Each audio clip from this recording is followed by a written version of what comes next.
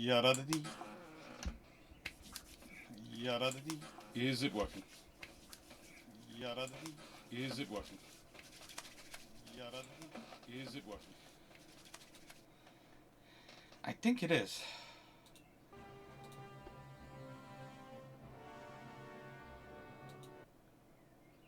Well, that's not helpful. Hello. I know this place is a mess. I'm packing it up. I'm here, though. Why were you looking over there? Are you on lock mode? You are on lock. You're supposed to be giving me headroom. Are you giving me headroom? No, you appear to be giving me too much headroom. So for standard. That's like lower. Yes, that's better. Just keep my head in the center. Not a massive amount of headroom. That'll do. Hello, everyone. Control station coming. Big guns. What big guns are we developing? That's the 17-inch guns. I'm not really keen on those. I like my 16.5-inch guns. I don't need to. The 17-inch don't really help me much. They just slow down my everything's. I'm building 30. Oh, hang on, no. I'm building 17,000 tons more than. That's gonna be done soon. That's like a couple of turns away from being done. I've got an alliance with the Americans. That's fine. I've got very few minor allies, but let's see. They've got more battleships than me. I've got more battlecruisers than them. So they've got 87 vessels. I've got 89 in those categories. I know my battlecruisers are really heavy cruisers, but you know, don't admit it.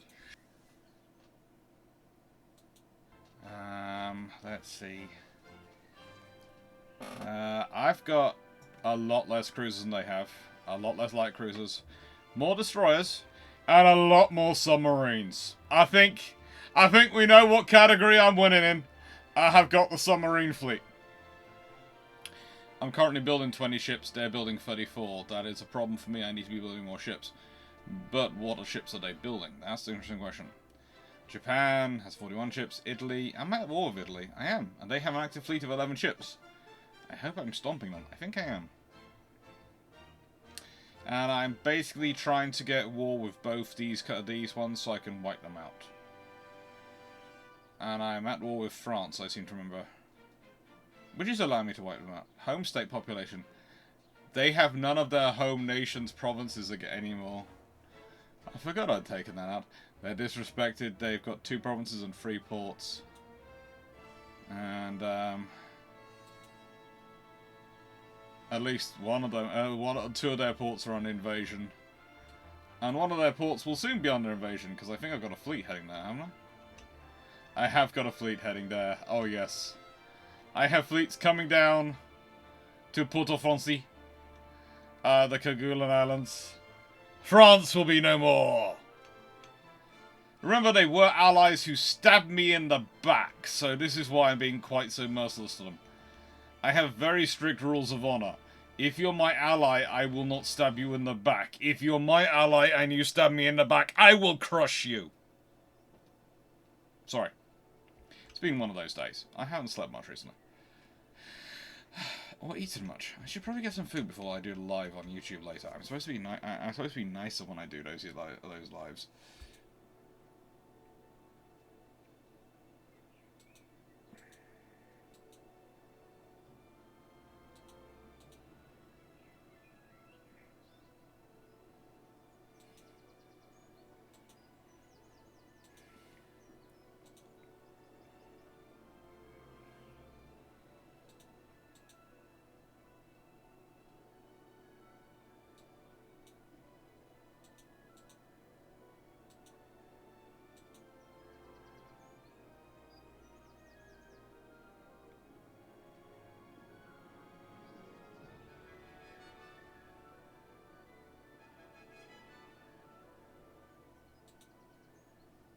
I might fight this one myself just to have fun.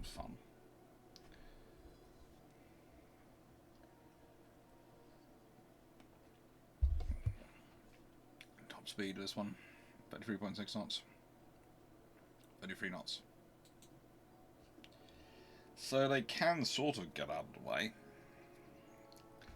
Got a 0.6 knot speed advantage. This could be a very long tail chase of them slowly pulling away.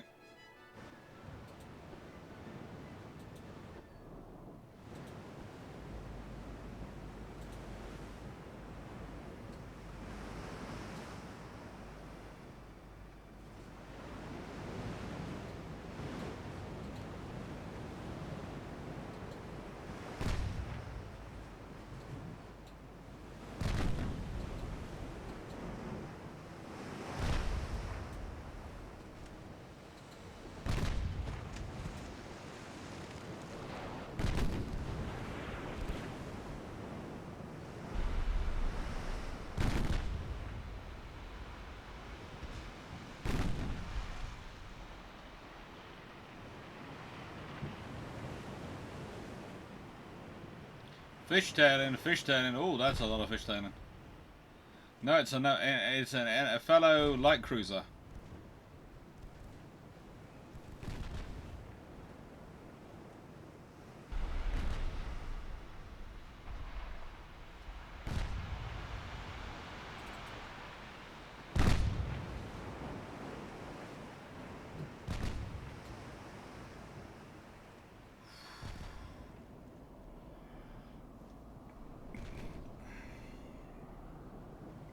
The thing is, they have 4 6.1-inch guns. I have 8 6-inch guns.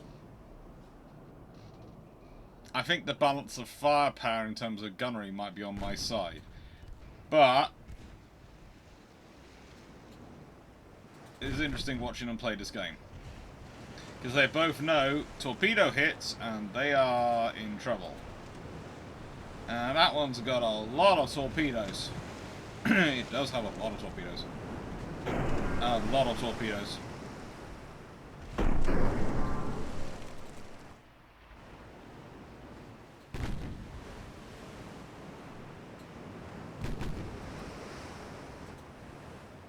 Save the torpedoes. I have a lot of torpedoes as well, but you know. I want them to fire more of their torpedoes before I fire mine.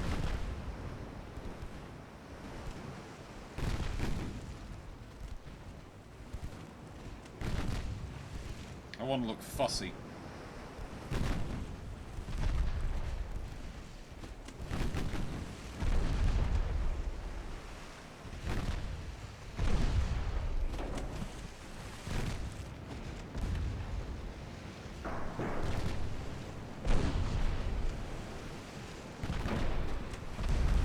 As you can see, gunnery duel doesn't benefit that ship.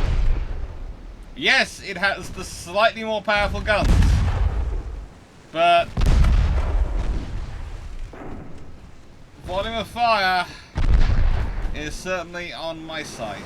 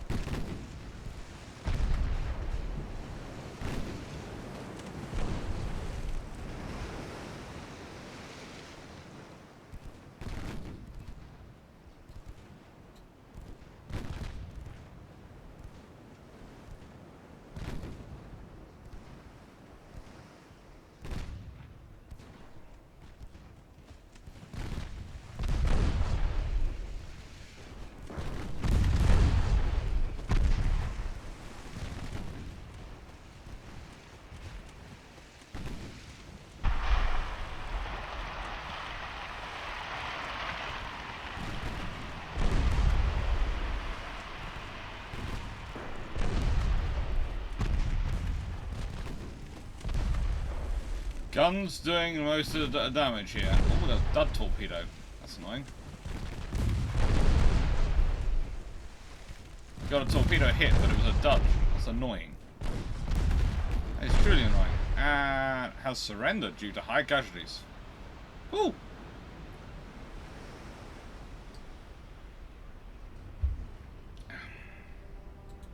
I got me a new extra light cruiser.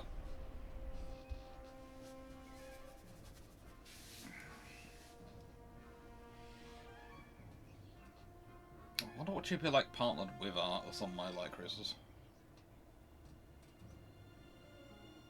Tempting. So how's everyone watching doing today? How are you all? I'm in the middle of moving house and trying not to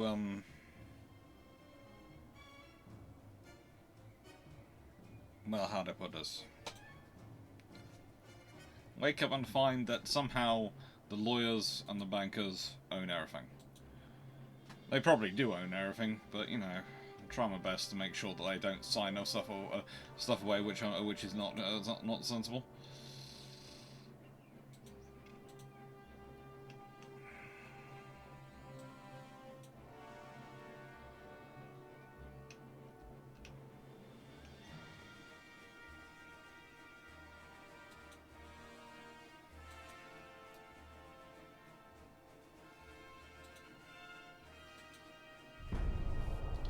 See how much it goes down after the next one. See how far away I am from getting finished.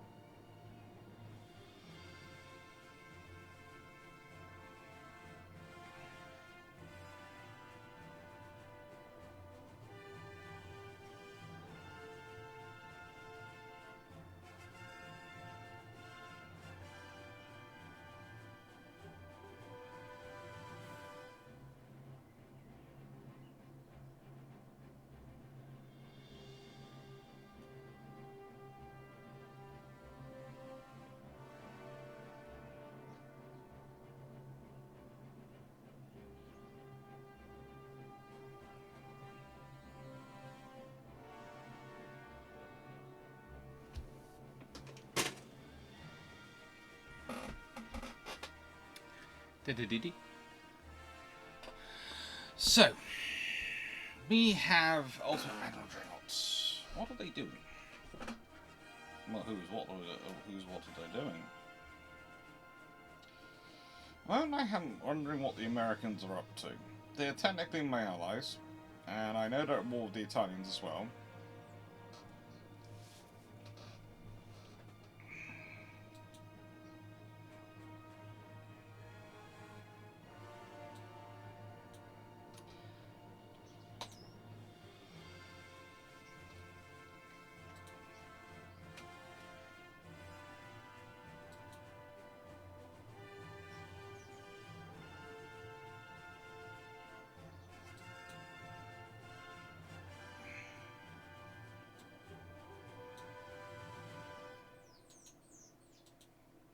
That submarine is not going to do well.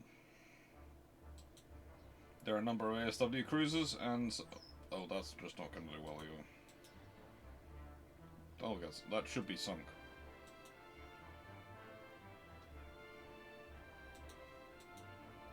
Those should be sunk.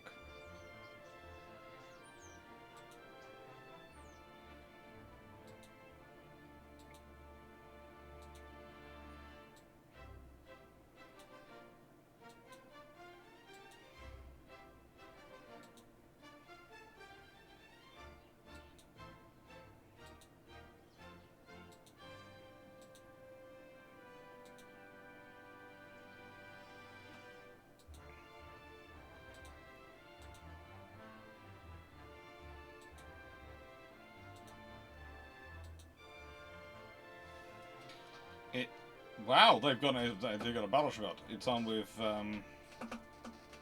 14.2-inch guns, 5 triples. Okay, so that's 15 of those. On with 4 triple 15-inch guns, 32 knots, 31 knots. So there's no speed difference. Armor 18 inches thickest at the highest point. Crew training veterans.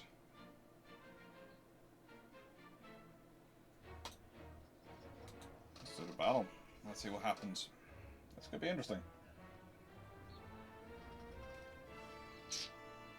Technically it's 12 to 15 guns, so technically they have an edge. They do have a firepower edge. And while not speed edge, does not give me much of an advantage on that front. So everything's going to depend on the veterancy of my crew.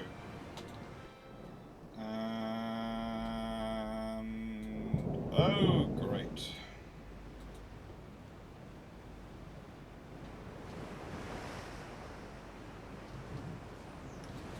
Worst way for long-range gunfire.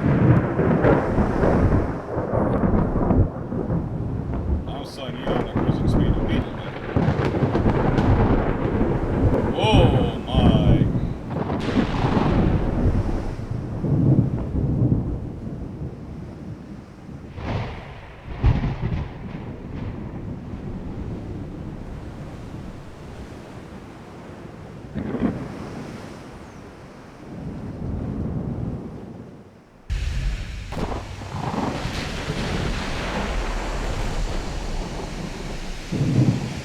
Already in 6-inch gun range.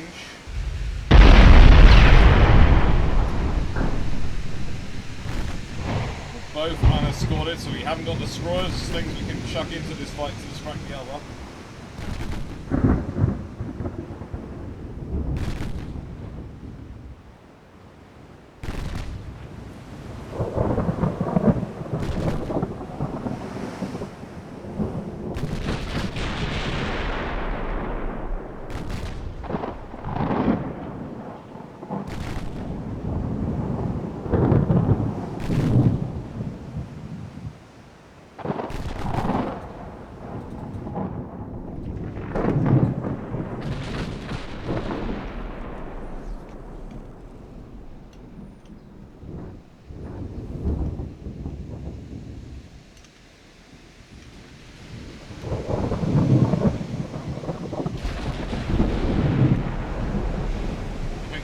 Both well inside each other's killing range.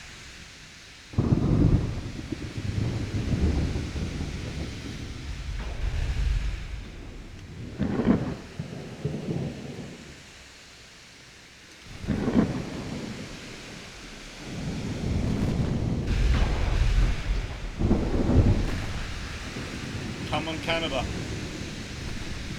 Come on, Canada. That's all you can say in this game. In this kind of fight, in this scenario, if this had happened, it's kind of like the Battle of North Cape, but unlike in the Battle of North Cape, then you, of course, did have poor Scharnhorst alone, and I do feel sorry for in this scenario, with Duke of York with a whole pack of cruisers and destroyers. This is the Battle of North Cape if Scharnhorst and Duke of York are both solo, and just duking it out.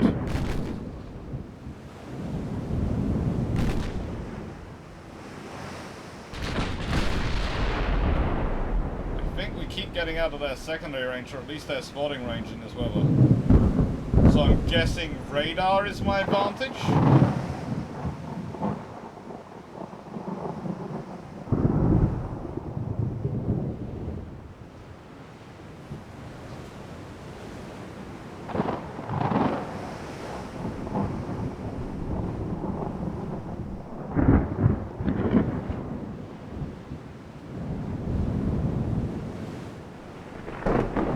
That's quite a proud ship, riding quite well in the water.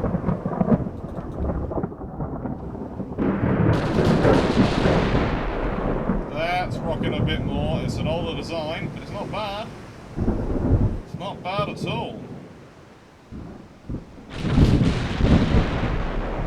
I'm a bit surprised about the little gun here.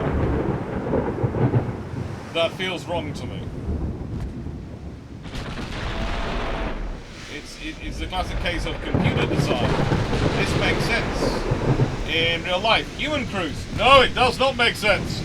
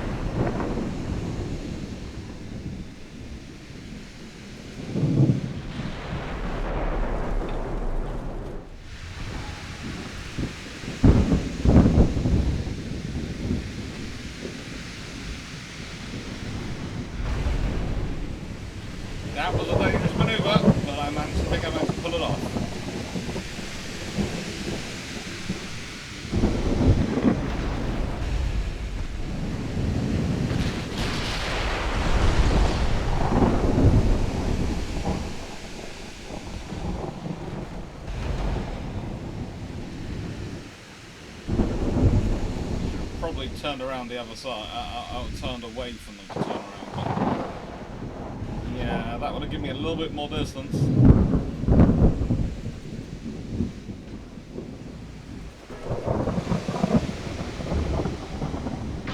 I think that did the job.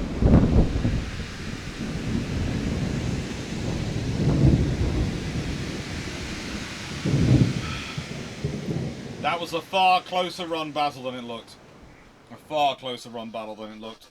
I was only taking real damage at the end, but that's because they weren't a veteran crew. It was a far closer, tighter fight than it looked.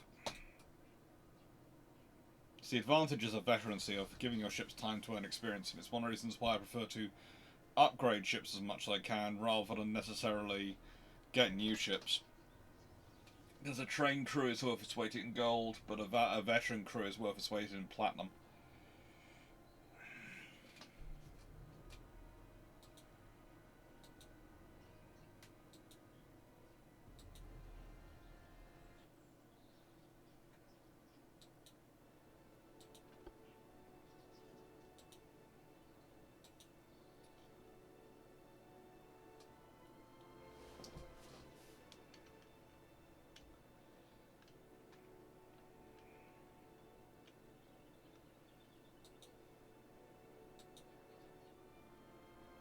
%, so that's another two away from getting those upgraded, and if those are upgraded, that's going to get me an extra, what, 29 times 3, because I think I have free shit, I have 3 times that, I have no idea what my shipbuilding capacity is. Maximum shipyard size and maximum shipbuilding capacity. I swear it sometimes has no relation between the two. I put as much effort as I can into building up my shipyard size, and then it goes shipbuilding capacity. This.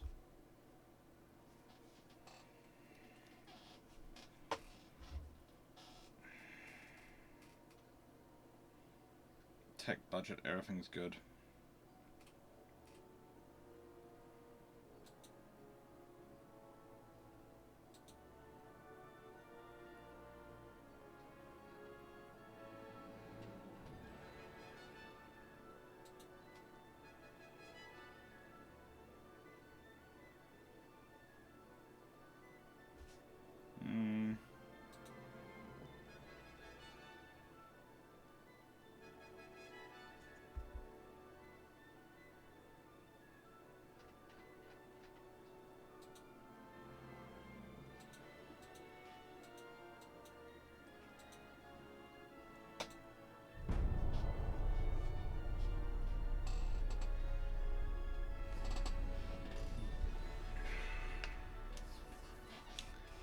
I like good engines on my ships.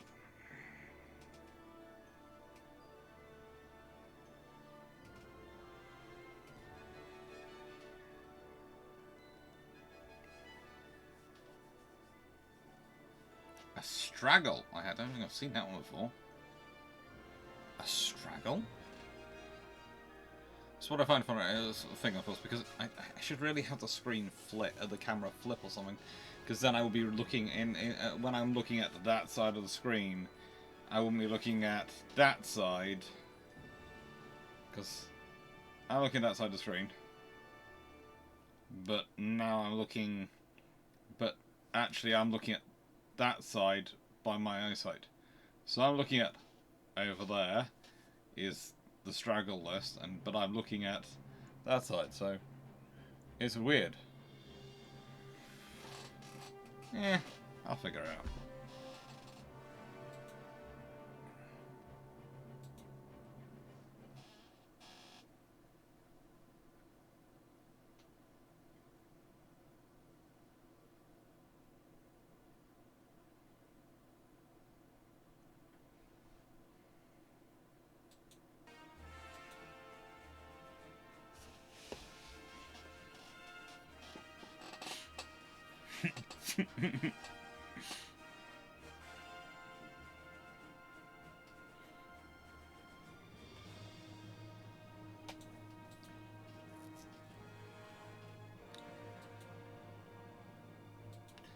Oh, that won't be funny.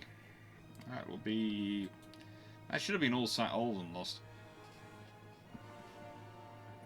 That's just... That's not kind. That's... What's not speed?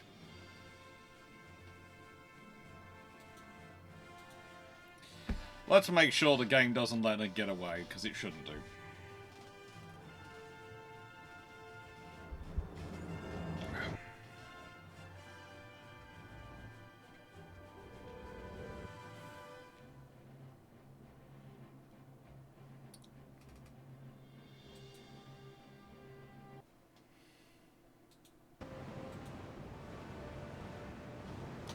This is the sort of battle you do not want to get involved in. So we have New Zealand, we have Lion,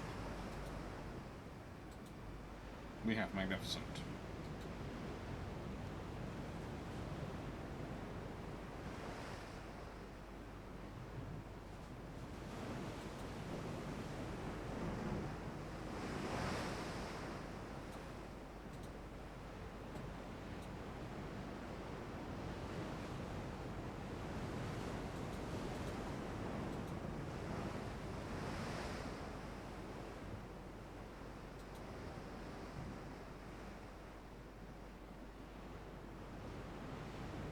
Why are they all being hulled and designed? Heavy seas or something?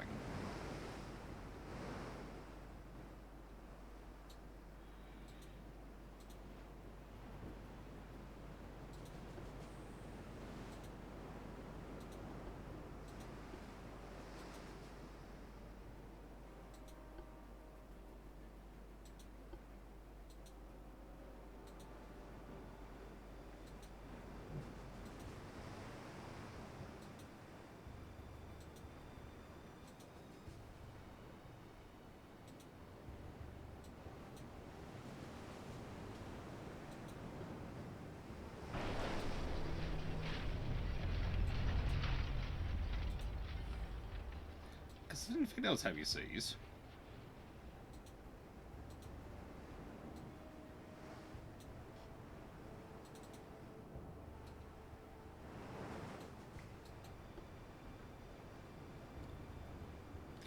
And I think we go for abreast and tight formation still.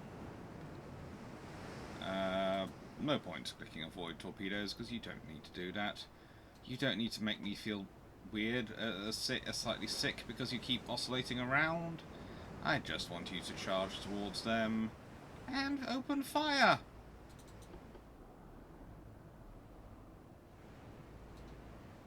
Running away at top speed. Why, you very sensible heavy cruiser.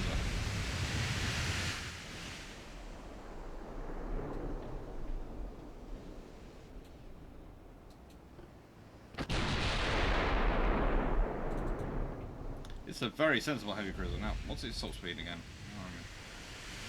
It was about 20 knots. Please let it be less than their cruising speed. I know that's evil, but let it be less than their cruising speed. It just makes it over more quickly.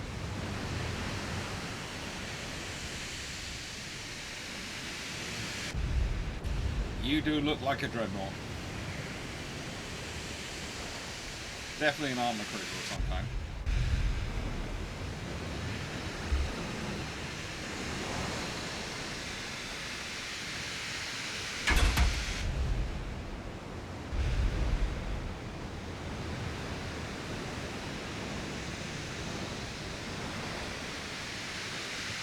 Battle cruiser? No, that's a heavy cruiser. I've seen the Italian battle cruisers. They had 17-inch guns. Hello, Kofi. Didn't write you, we're in the chat.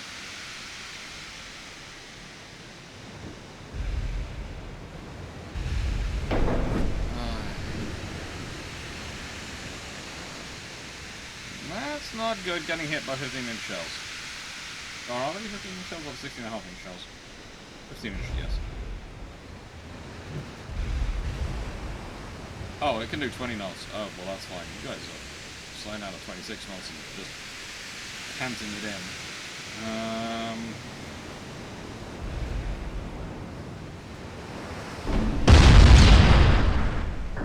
Yeah, the faster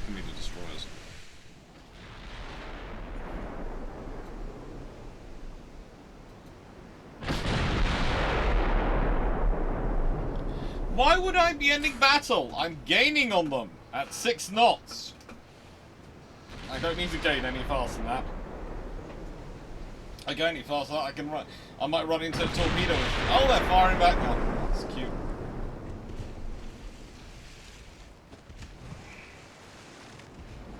Nine 15-inch shells. So when you get into 6-inch gun range, then I'm gonna take notice.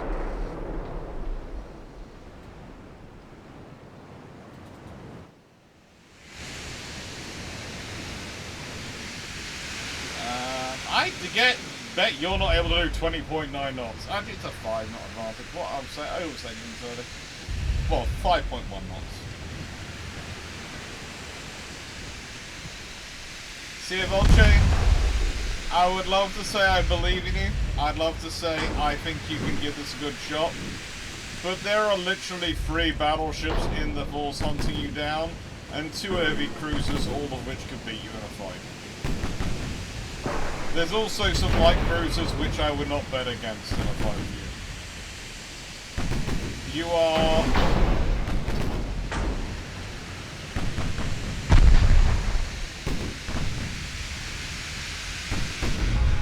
I think you're now in 6-inch gun range, judging by the sheer volume of shells coming.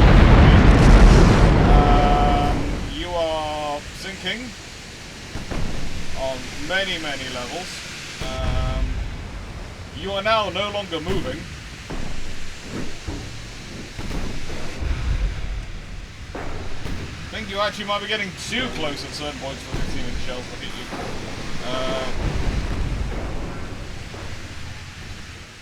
Yeah, this is...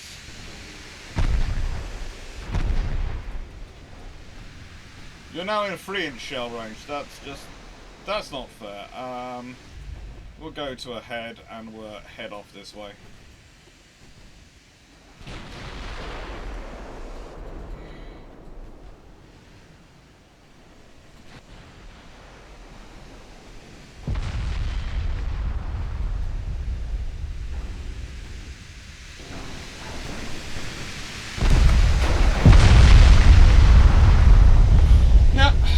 Longbow. At this point, I don't just go, no thanks, I choose life. Also, hello. Hello, Longbow. And yes, honestly, I already had an Italian cruiser surrender to me today. And that was in a 1v1 fight with another light cruiser. I don't know why that would get light cruiser. The moment I was in 15-inch gun range and going, the battleships can outrun me, is the point at which I'd probably go, I choose life. The fact that I'd actually drop speed down, they can do 32 knots, I drop speed down to 26 knots because it's better for my gunnery. Yeah, at that point you do choose life. You just go, no. There are better ways to die. Preferably in my bed at the age of 108. Surrounded by children and grandchildren. All arguing over my book collection. That's the way to go. That's an old battleship.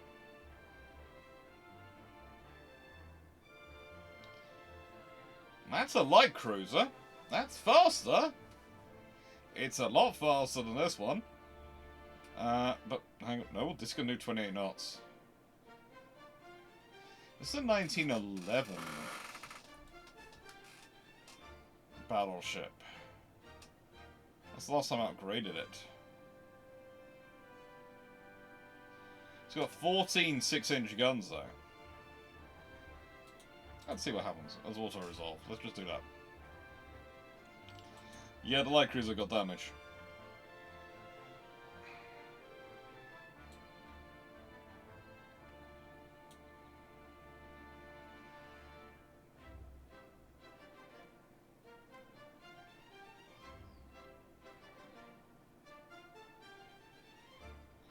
This is not good.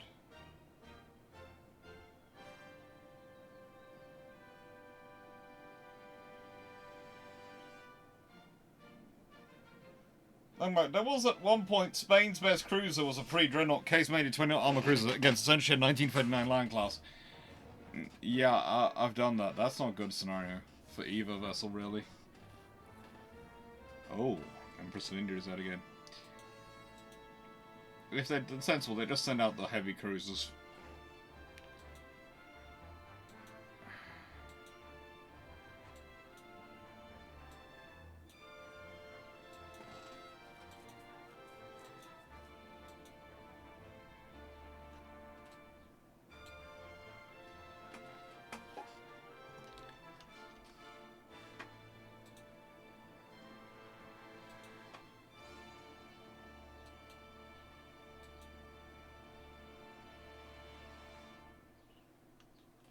Yeah, I think I've got a chance to succeed that one.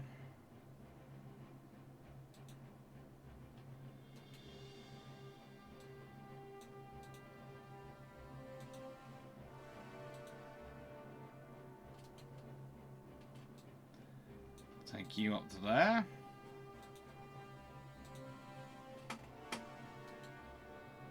You up to there.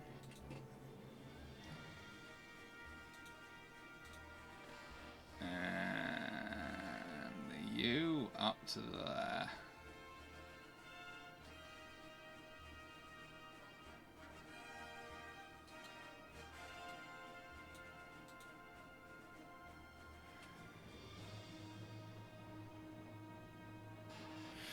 And that should really decide that one.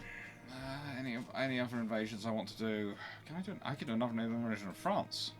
Ah, Kukulanland. Yes, yes, I will do them. Because then once I've done them, you know, I've got all of France, and that's what these two forces are coming for. To take France. I think I've taken France up here.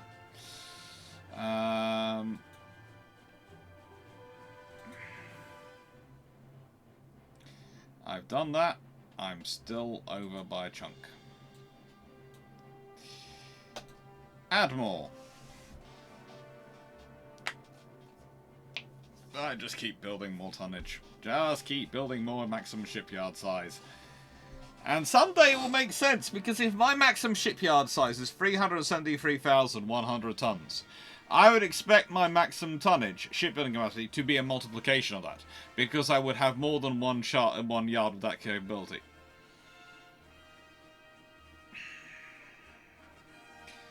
And, you know, it starts out as it looks like a multiplication by 3. In which case, that should be 900,000 plus 210,000 equals 1,110,000. 1,119,000 tons should be my shipbuilding capacity, not 1 million tons. There seems to be a limit, a thing going on here which is causing me issues. Yes, I'm repairing quite a few ships at the moment.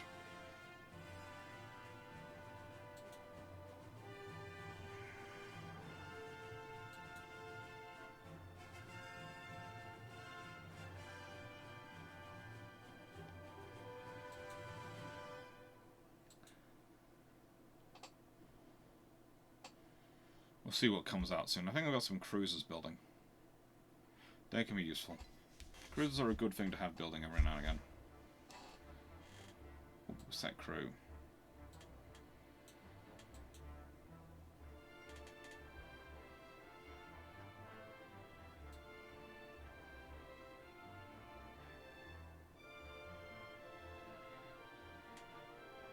We've got some ships mothballed. Some ships repairing. The Thames anti-submarine warfare cruisers. They're all going to be done in 9 months. That should be good. And then I've got a whole load of battleships coming in as well. And then there'll be a next generation of battleships once I build those. Although I'll probably need to upgrade those battleships once they come into service.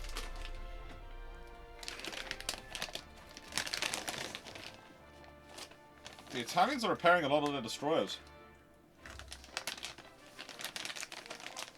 Good for them. Good for them.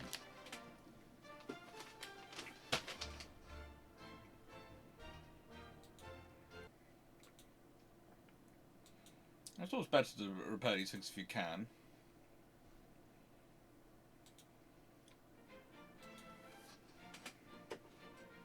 Hi, Seneca. How you doing?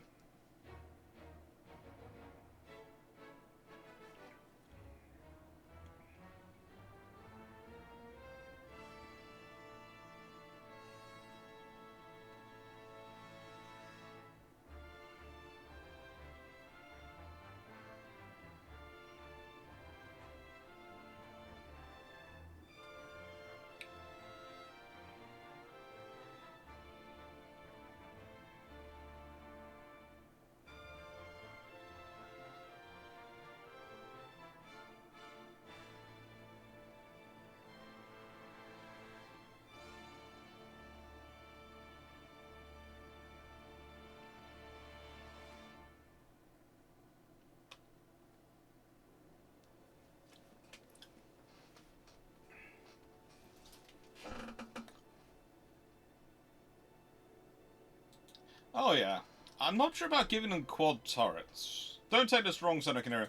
I think giving them a quad turret is basically being a bit cruel. Triple turrets is fine. Quad turrets, are you trying to break the hull?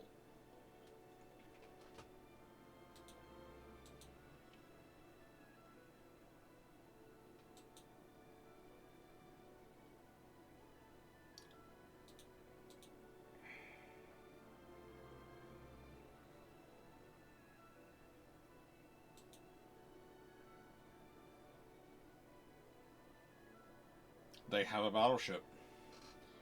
And I'm bringing...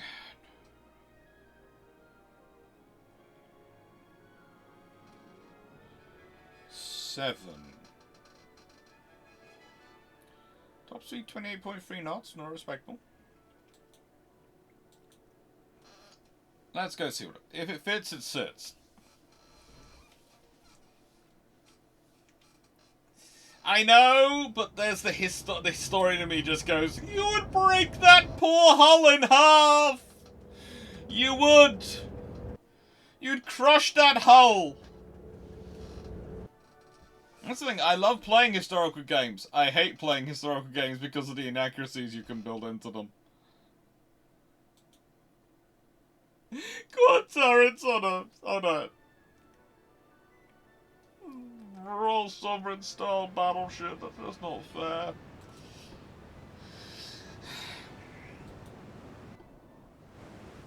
Let's pause this fight. So...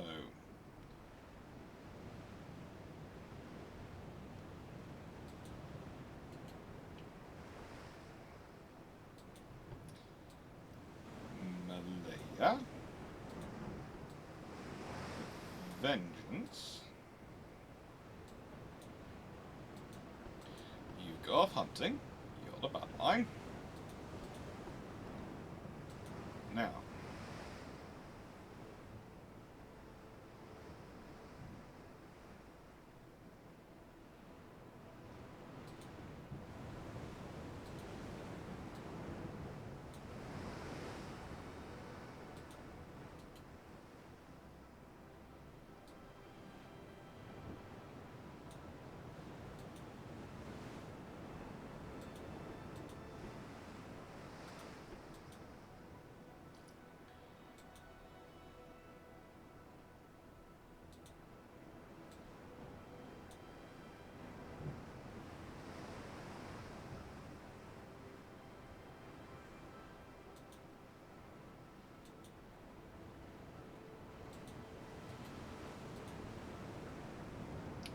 Go have fun.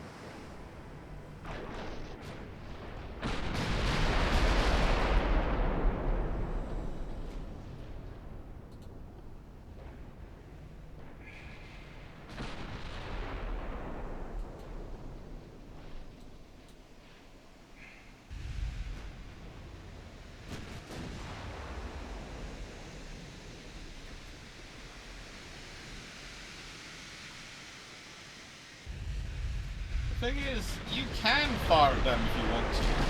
You can. But you're not going to have a nice time firing at them because... Well, I'm going to put my big battleships right in your frigating way. And they are going to smack you around. Because one-on-one in a fight, it came mighty close. 5-on-1 in a fight, this is not a fair fight, and this is how I like to fight a battle.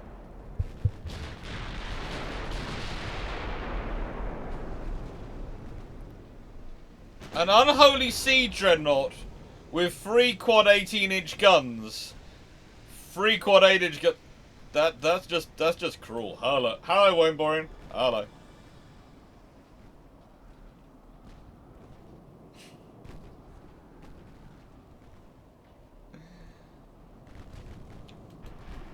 I'm sure that was a fun battleship. Quad 20-inch and a double 11-inch. Why?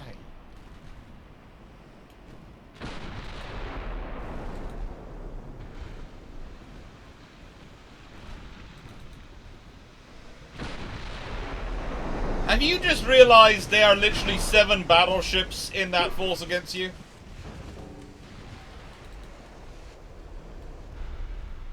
Malaya got sunk by torpedoes.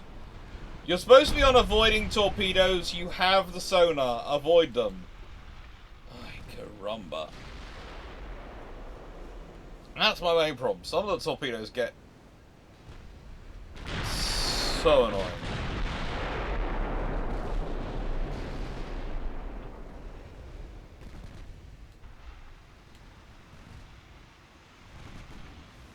And when you consider the sea of 6-inch gunfire that destroyer is descending into, every time it makes a solo attack run, the fact it's still afloat is friggin' amazing, but also, how's it still afloat?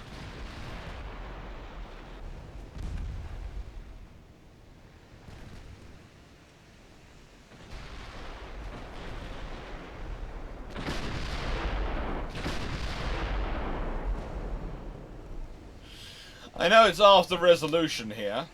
It's kind of making that obvious.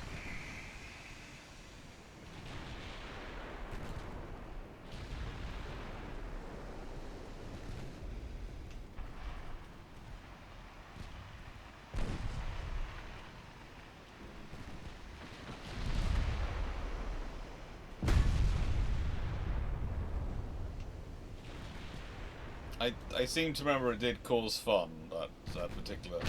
Yeah, making a ship which has every single turret you can possibly find available doesn't make for good logistics, engineering, or operation, okay? It just makes for a ship which carries more in weight in manuals than it does in shells.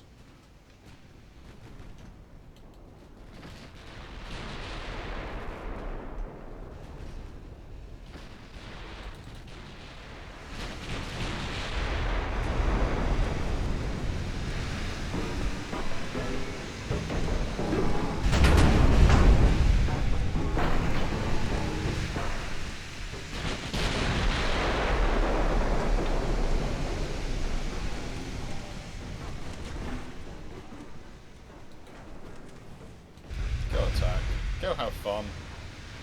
Do what you want to do. Honestly, this is what there's nothing left to screen anymore.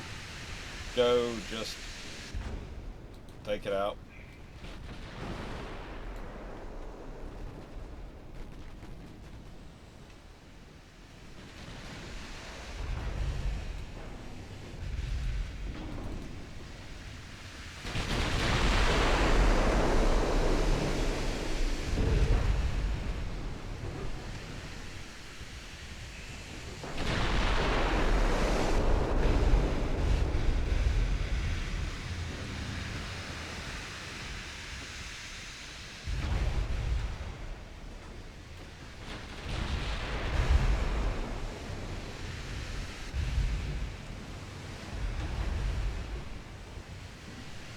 I have great respect for Rizzledoril. I just am surprised it's still alive, because at this point it's being deluged by about 200 shells.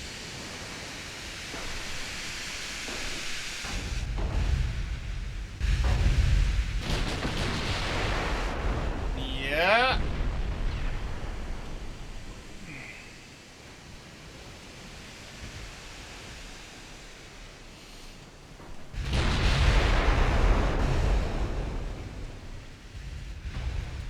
you all going off to?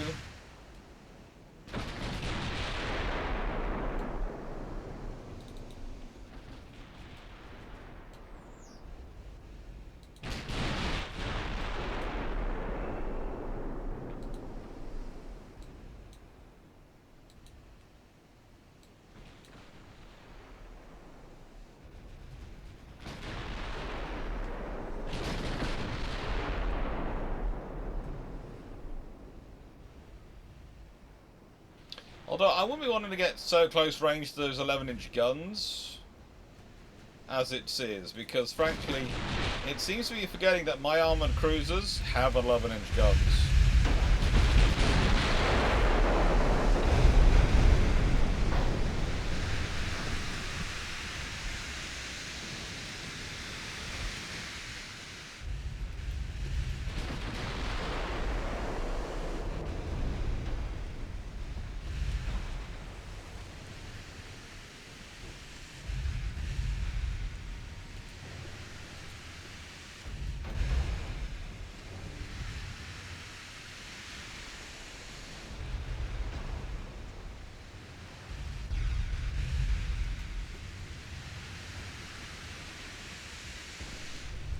I am worried his computer is running around with one chip doing it. Do I really feel like it's impossible? That doesn't surprise me. I don't think the game designers have probably been induced to enjoy this stuff.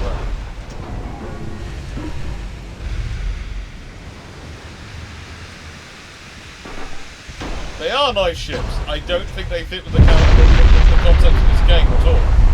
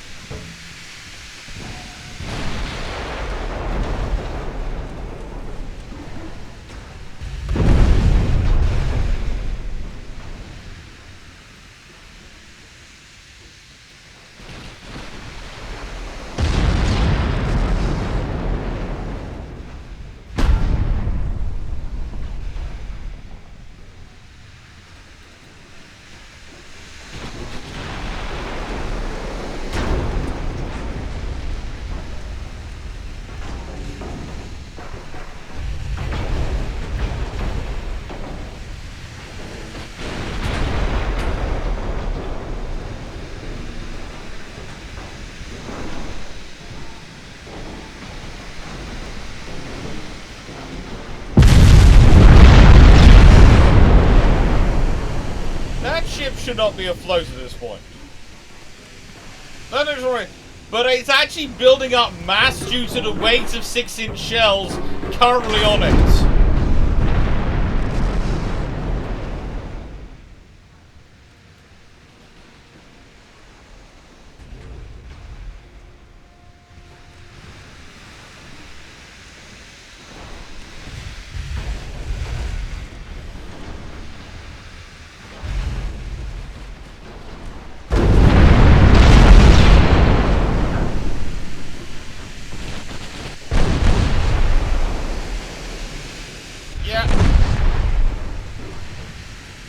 I think I'm making UAD shimmer.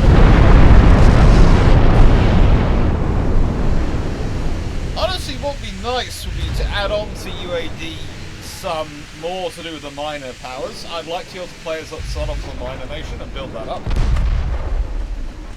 I'd like to have slightly more economic controls as well.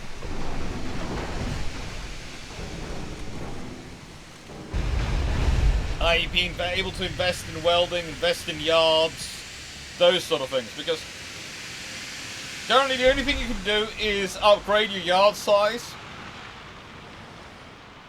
and that doesn't seem to have that much of an impact on the overall capacity, really. That doesn't seem to have a direct link, whereas it'd be nice to have something which would allow you to be able to go, oh, well, this is something we can work on. Upgrade this. I think it'd be nice.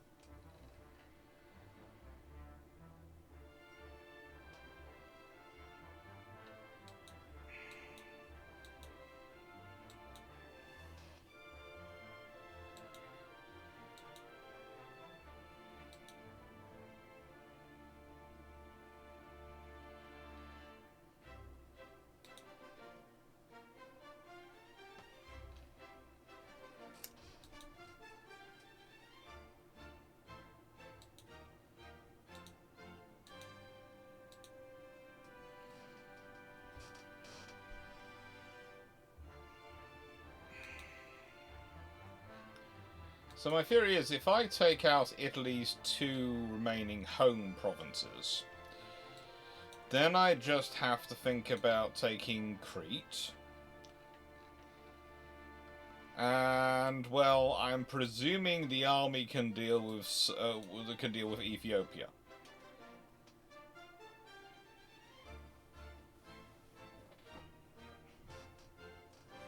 Hey, Killivan.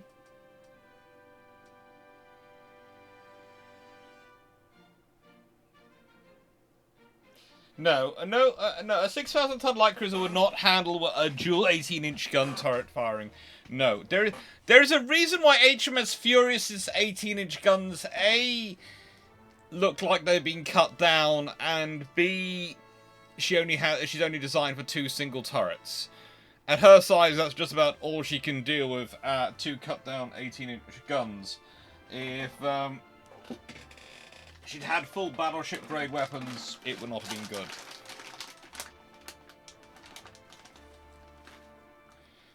Did the RN ever do a full testing as it ended 18-inch 45? Now, there's an interesting question, Killer Bin. There's a very interesting question. Because here's something which myself and Drakenfell have noticed. We can trace the turret orders for every ship in 1914, 1915, barring HMS Agincourt. We can trace gun tests. Not for Agincourt. So the answer is, I can't answer that one. I can say that so far no one has found evidence of it. But I can also say that I'm not quite sure there shouldn't be evidence of it.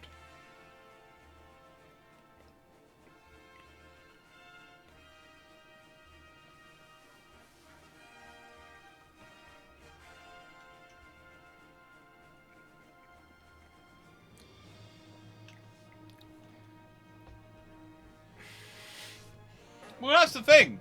Both me and Drac have searched through Q like anything and haven't found it. And you think that's where all the other historians have been. So, no, we're thinking of a few... How do I put this politely? We're trying to think of other archives. Remember, they must have done something. Because there's also, here's the other thing. There's no details of them testing the guns for HMS Furious. That's the first thing we look for. Did they do gun tests before they put the guns on her? No.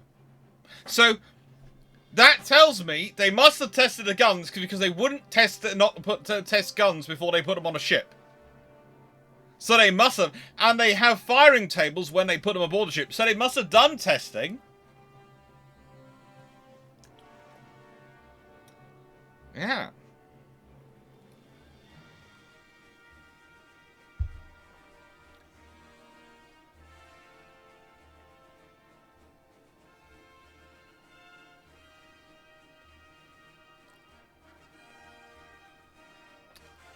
Thing is, I don't think Agincourt was ever going to be involved in the aircraft carrier or even the Dual Island carrier project. The Dual Island stuff, which was reclassified, there was a bit of an overreaction, and it wasn't so much due to Eagle, it was due to some of the early ideas for Eagle and Hermes, which had dual islands. And so someone got a bit reclassification happy and went, oh, there's Dual Island data there, so we must reclassify it because of Queen Elizabeth class, and they've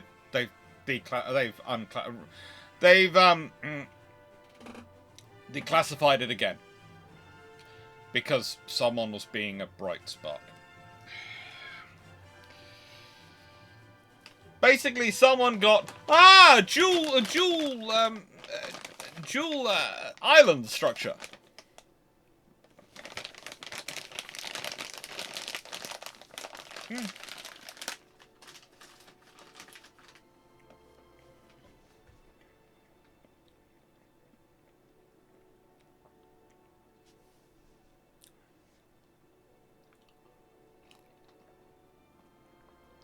Could be in the same box. Could be interesting. Go track down. Move documents from public access. Yeah, and also there's the fact is it's how do I put this politely? A lot of people who would have been involved in the Agincourt project back in 1914. You look at how well people didn't talk about Bletchley Park for years. Yes, it eventually comes out, but it came out a very, very long time after. Now imagine the people involved in Agincourt's project who actually knew what was going on, who weren't just building another Queen Elizabeth class battleship or a super Queen Elizabeth class battleship. Very small number of people who don't say. That said, I would love to get... There are several people's notes I would love to get looks at. And one of them is Stanley Goodall's. I'd love to go through his private papers.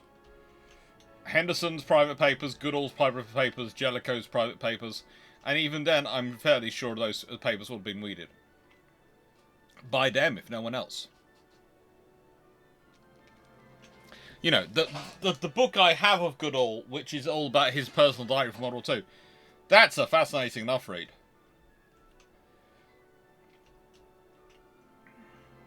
And, you know, it's all interesting. Time Court would be good. And then yeah.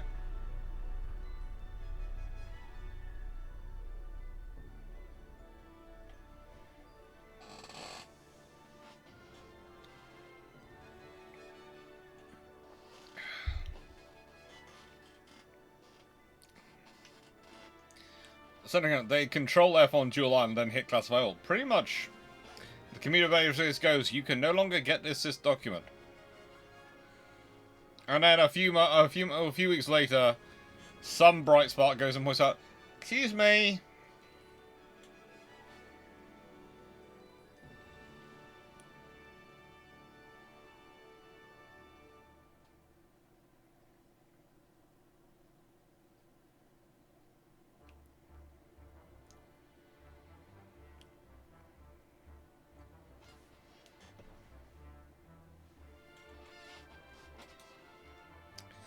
Yeah, but the trouble is, bugging a member of the royal family's phones is hardly new.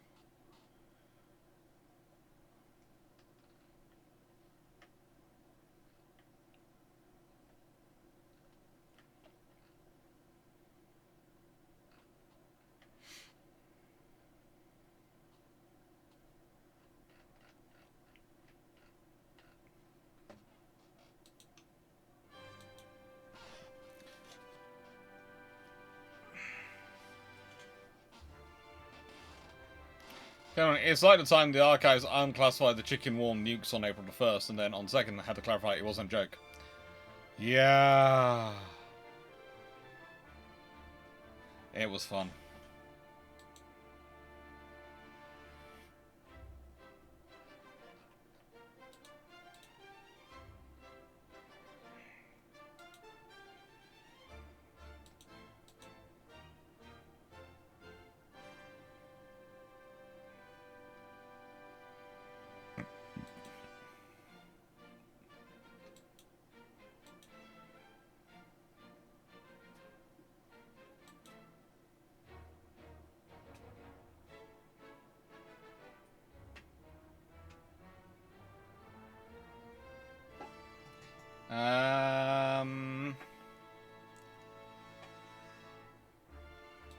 Let's fight this battle.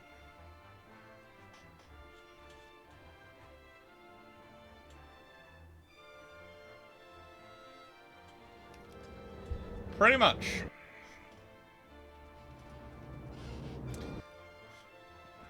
Back then, they bugged it so they knew what was going on so they could stop it coming out.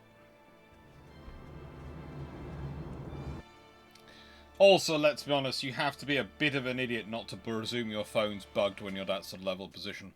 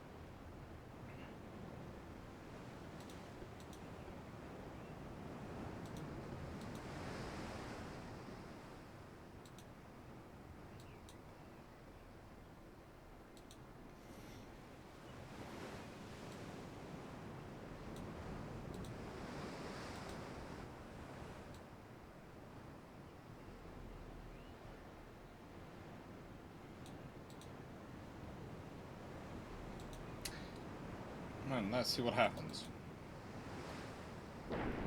This could be a very interesting fight, or a very short and painful fight.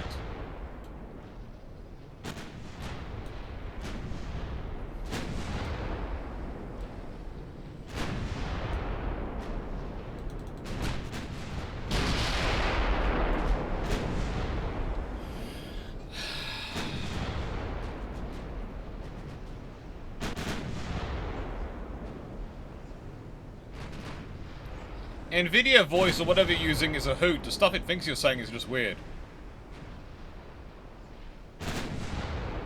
Huh? I don't use any voice. I'm just talking. I'm not sure where the words appear from. Their Twitch. Could do with Fisher pruning. The trouble is it can't really do that, because I currently have such a large empire that if I don't have enough ships to wander around the empire, I start to lose bits. So I basically use the old ships as permanent presence ships of just going hello. And also they're useful for me when I need to have 2 million tons for an invasion.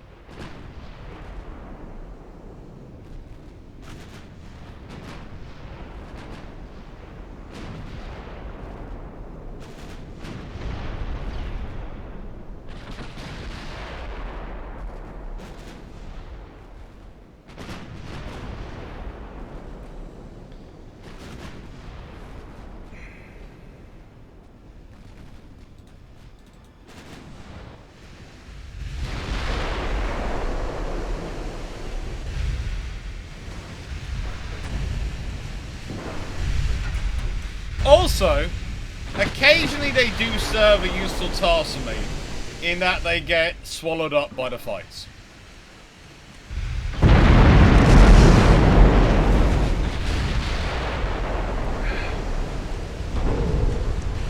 I think you have just lost, my friend.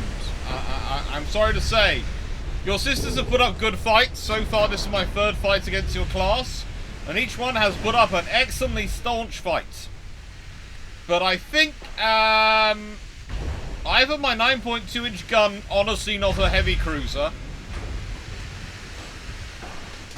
has smacked you on this heavy cruiser, or the 15-inch battleship, aka HMS Collingwood, has smacked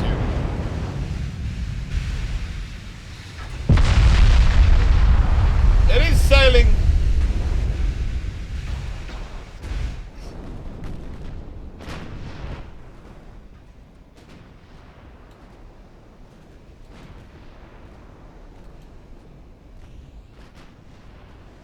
I'm doing this just to wind them up. Because there is absolutely no point in trying to race away from it, so I might as well turn every gun onto it. There is no way we'll ever outrun it.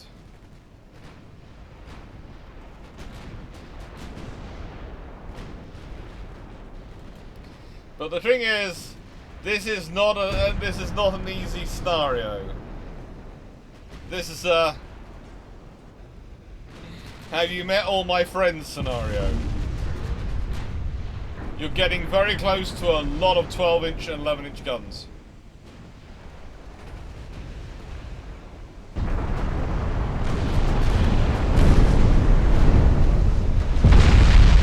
a lot of torpedoes.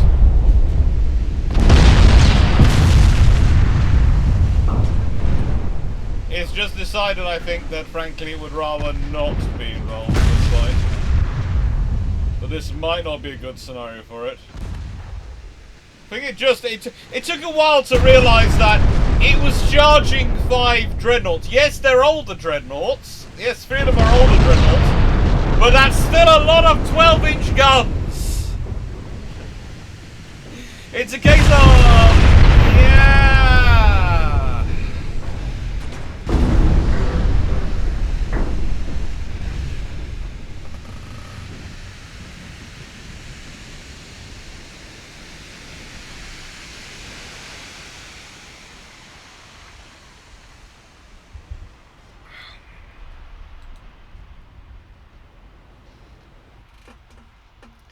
Yeah, that was a ship which took a lot of battering, and I'm very proud of the Italians for putting up such a tough ship.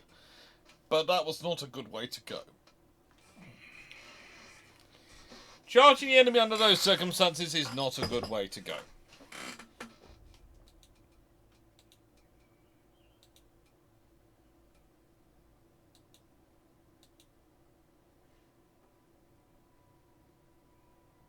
Must be Twitch settings.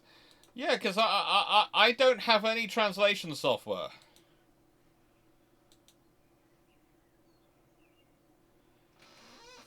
Principally, I have to admit, because none of the Twitch software keeps up with my accent.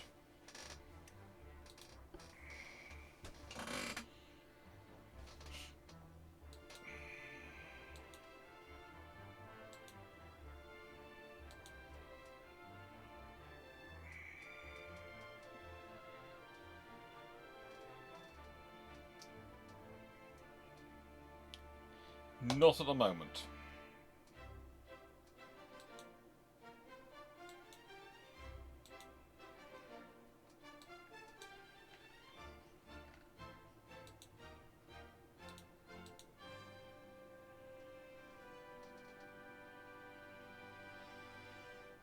Oh, good lord. What's it saying I'm saying? Is it anything cool? Are the closed captions making me sound cooler and edgier than I actually am? This is important to me.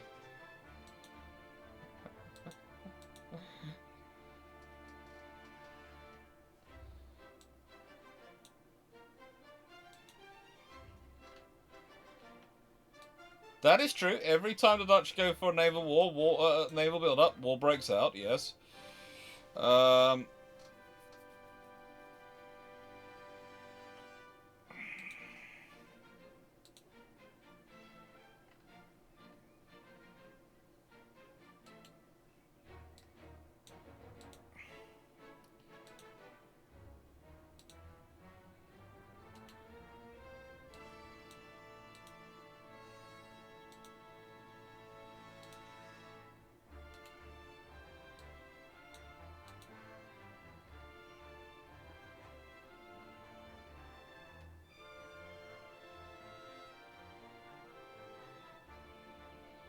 Fairly sure somewhere around here there's a massive fleet base which is full to the brim of ships.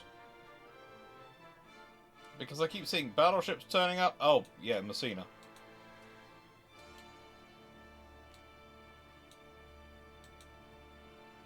Oh yeah, that's the answer, Messina. Anything else full of the brim of ships? Catania, no.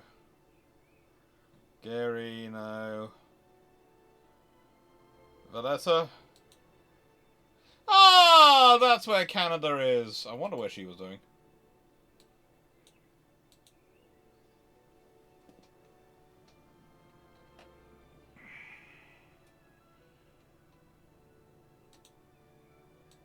Oh, that's where Weymouth is sitting. Yeah, I'll send you on up there.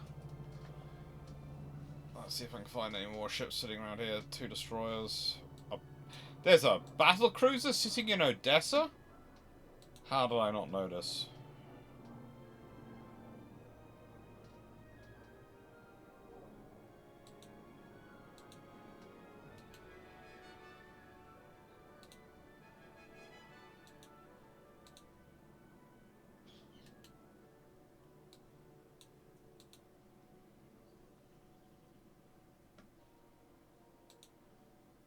Let's bring them all together in Odessa. Or rather, into Sevastopol. And that will be our hunting group for the Black Sea. We didn't have a Black Sea hunting group. Making sound drunk, stone, and weird. Oh! Well. At least it's probably edgier than I actually am.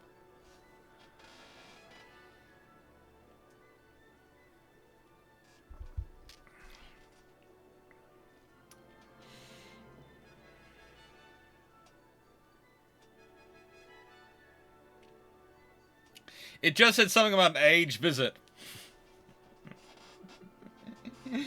Oh.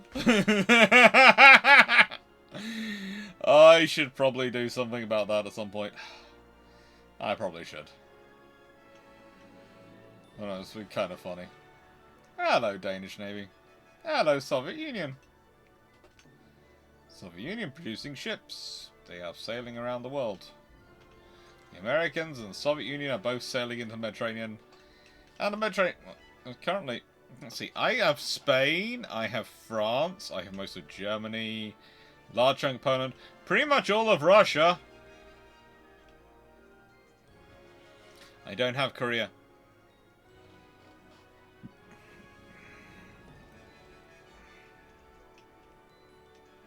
I think I'll soon have the remainder of France.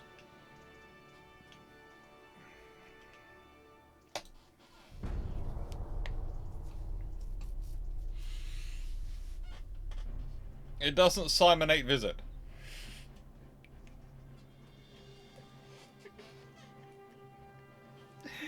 Oh, I do love these things. Look, the more advanced we get, the more things we have that can trip us up as humans. It's just funny.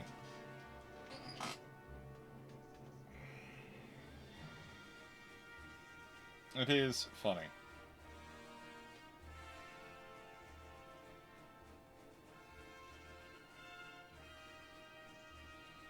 Okay, it's kind of like academia.edu, right? This is a site set up to help academics publicize their papers to other academics and to help them straight. It's kind of like the academic version of LinkedIn to an extent. And I'm a member of both it and LinkedIn, okay? I'm on both. Now, what I laugh is there is another Alex Clark, another doctor from King's, who did their doctorate, same as I did, who specializes in biology. And specifically the writing and rewriting of DNA. The reason I noticed, because quite often I'm tagged and people go, are you the author of this paper? No. And they get the same, are you the author of this? They go, no. And so we've actually ended up knowing each other via the medium of the fact that we have to regularly go, no, that's not us, that's not us, that's not us, and occasionally sending a message again. I think you've been tagged in a paper that's mine, and I think you have been tagged in a paper that's yours. We better sort this out again. And this is despite the fact we spent about 4 years at the same university. We never once met while we were at that university.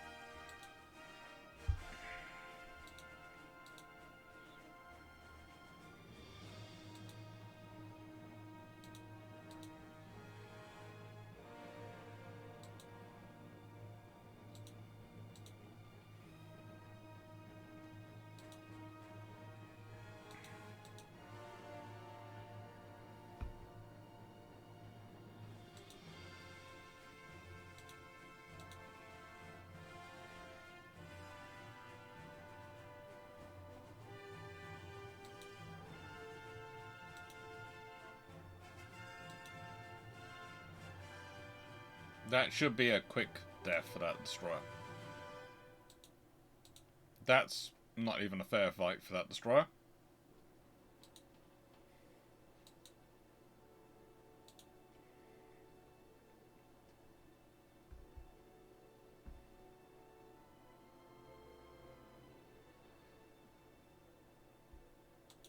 I'll let him order a line class. So war with France should be over. They have no population, no fort, they have nobody. They have 8 ships active around the world somehow. Italy is currently about to lose 2 provinces and soon will lose 3.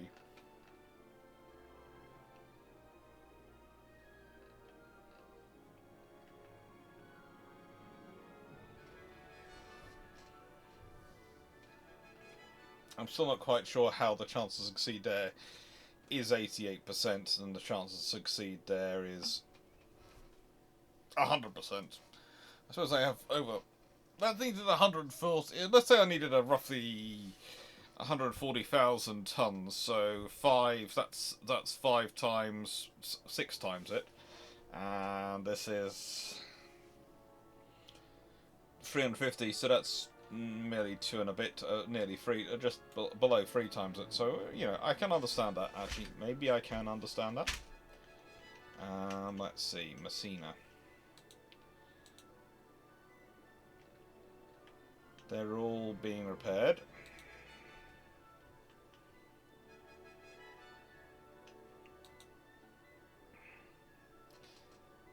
That is quite a decent little force. 4 destroyers, a heavy cruiser, a light cruiser. Yeah, that's a force which is going to dominate this area if it wants to.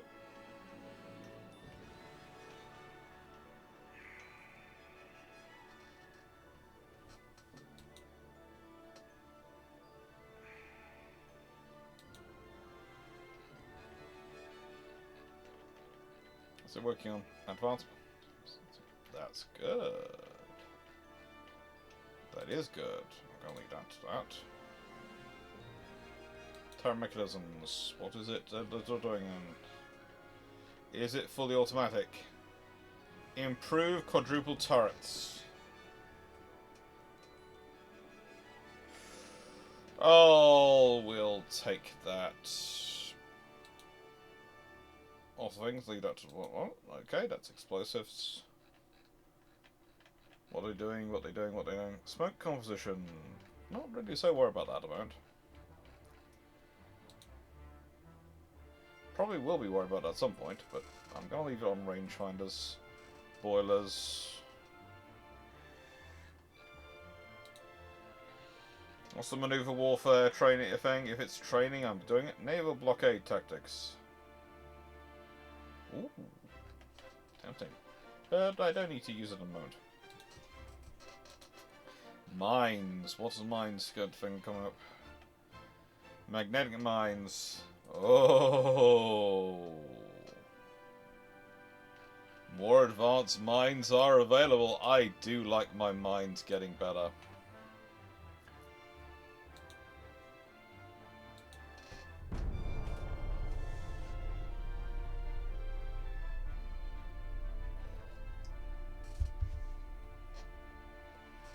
I did start in 1890, and the year is 1937. You should be able to see it down the bottom down there, if I think about it. Although I'm actually pointing to the wrong side of the screen for me. I think I'm pointing to the correct side of the screen for you. I should really have tried the camera flipping around.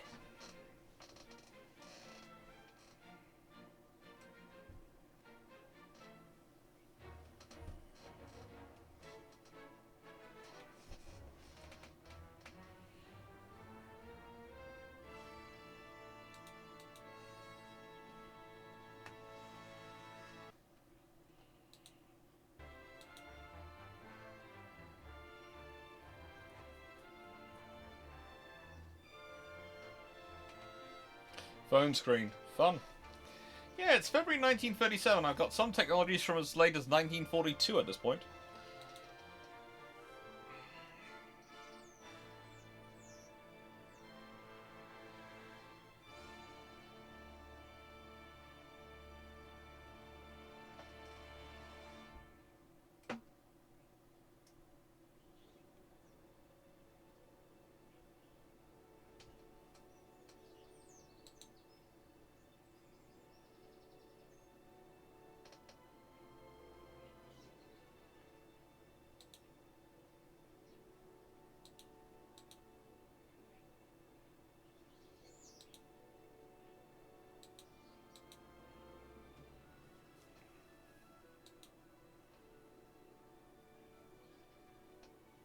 Ah, yes. Not good. Not good. Oh, not good. So these can do 28 knots. 30 knots. 30 knots. And this can do 29.2 knots. Let's do this, shall we? Let's do this.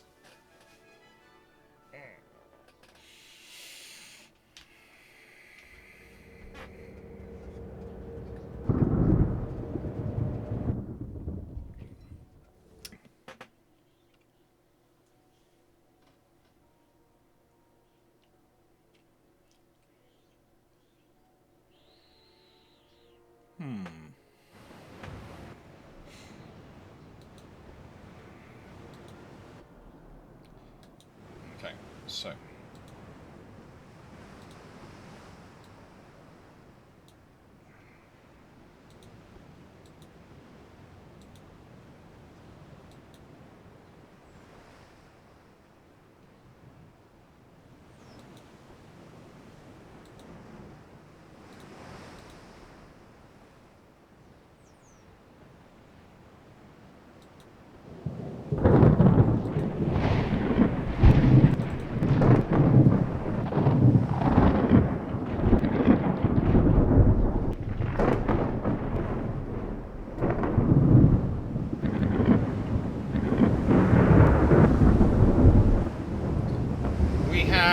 A lot of 16.5-inch guns in this battle. They have 9 on this one. We have 16 on this one.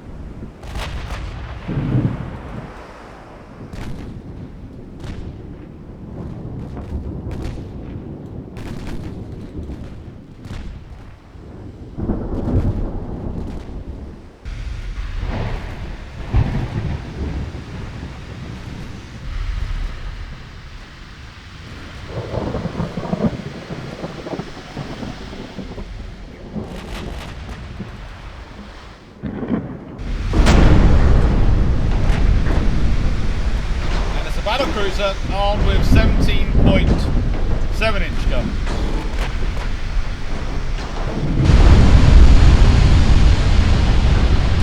Not a good scenario for it, really.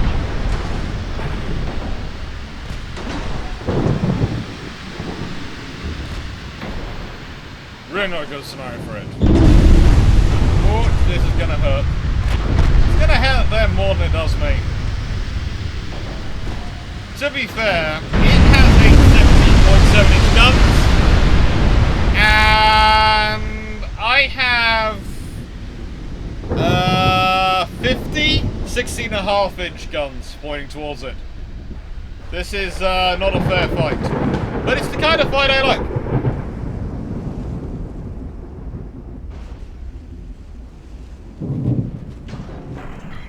If you turn up with one battleship to a battle, it had better be the biggest battleship that's ever seen a battle. No, some people honestly believe you should have a fair fight. I'm still not quite sure why, but they do. They seem to think there's honour in throwing people's lives away.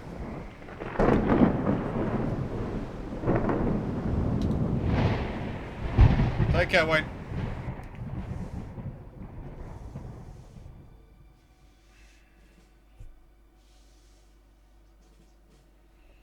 I'm now so tempted to turn on my own voice descriptions, captions. I'm going to turn on the captions thing so I can see my own captions. I'm now certain to turn on my own voice description. On the captions, thinks I'm consuming passions?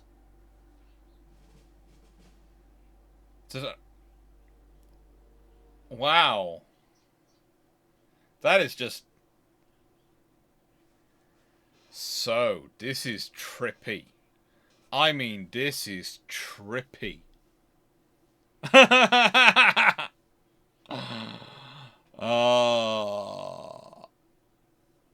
gonna have fun with this. At some point, I'm gonna just see what words I can make it say. Withdraw, there's no reason I want to fight that one.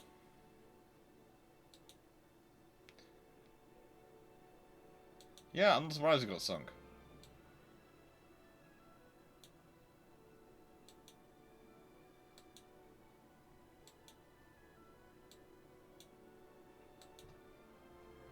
France is gone.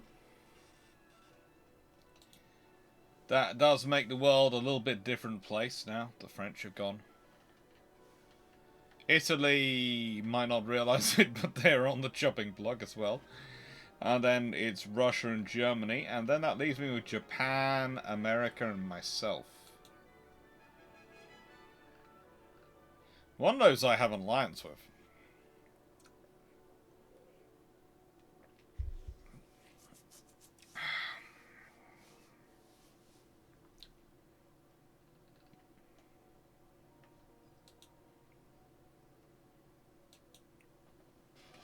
Finances.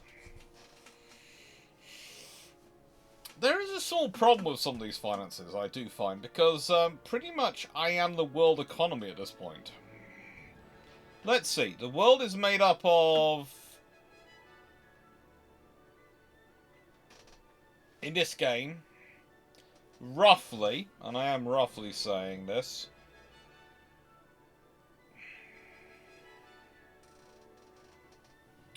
about 240 provinces. 250 provinces. I control 209 of those. America controls 15, Japan 7, and Italy 4. Russia and Germany both have 1. So, by my count, they have 28, I have 209. And the rest are independents. There might be a few more states, a few more provinces, okay, out there than that. So maybe, let's say it's 260. Let's be nice. I still control something like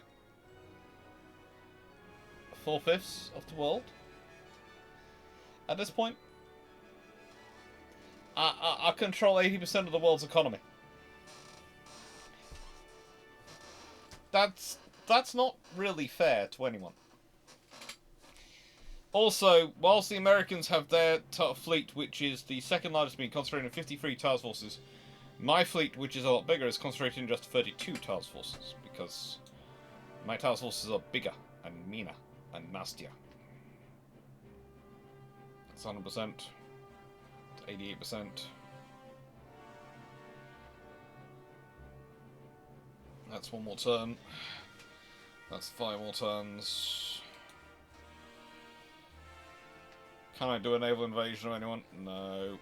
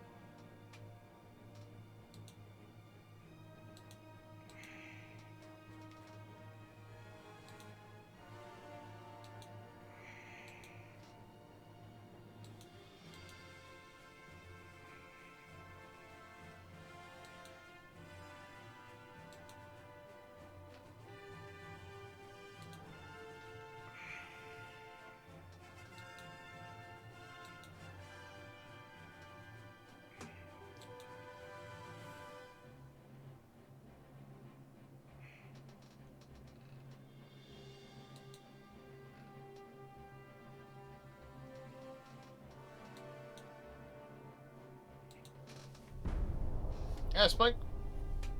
Leslie. How you two doing? How goes the world?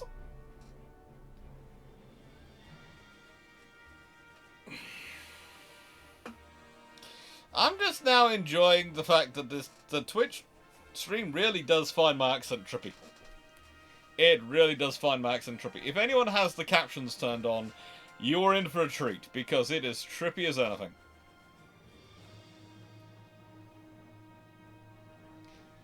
Your knee hurts, Otakira. Well, yeah.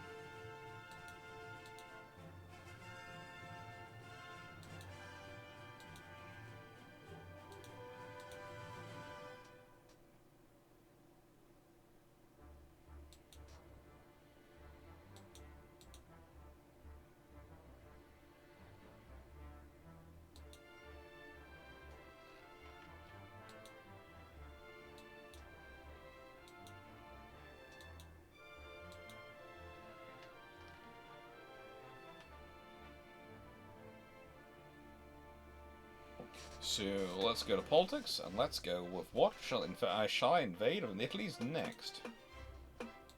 I know.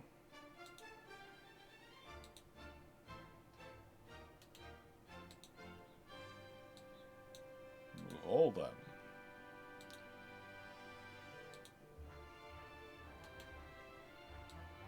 Move all them.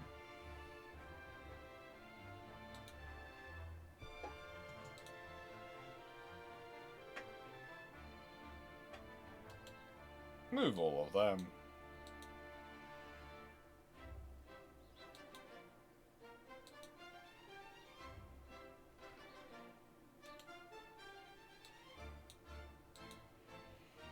And move all of them.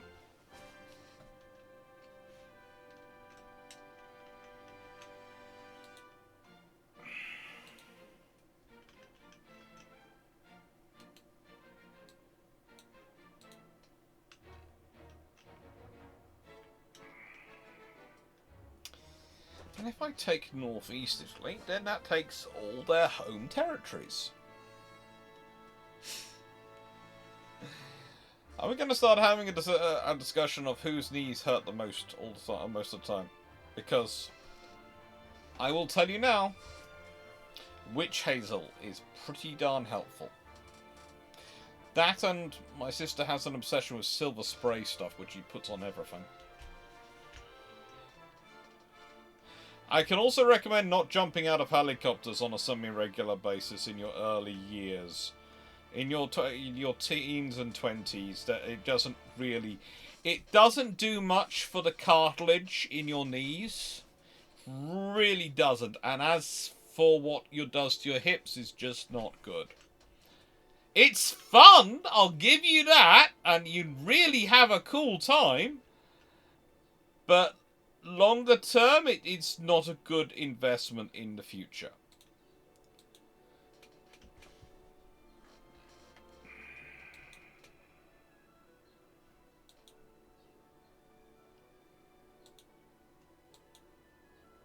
It's like I was watching a video the other day about, people looking for on building sites and going around wondering who the old hands were, where the people in their 40s and 50s were, who would be leading the building of a property.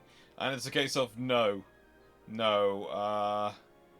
Basically, it's an old hand in most of the construction industry is in their 30s. And they've yet to have their second knee operation. Ah.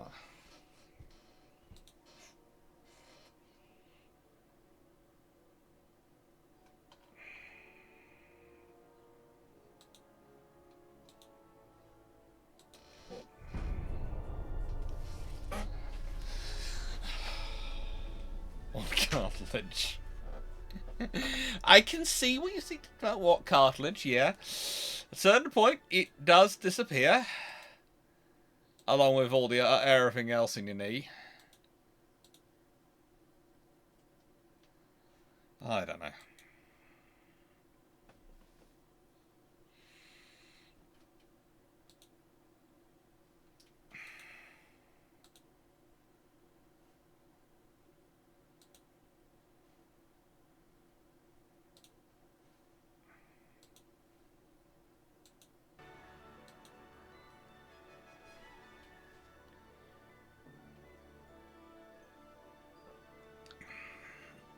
Leslie, it's great having conversations with you sometimes because you really do give me an idea of what's probably in my future.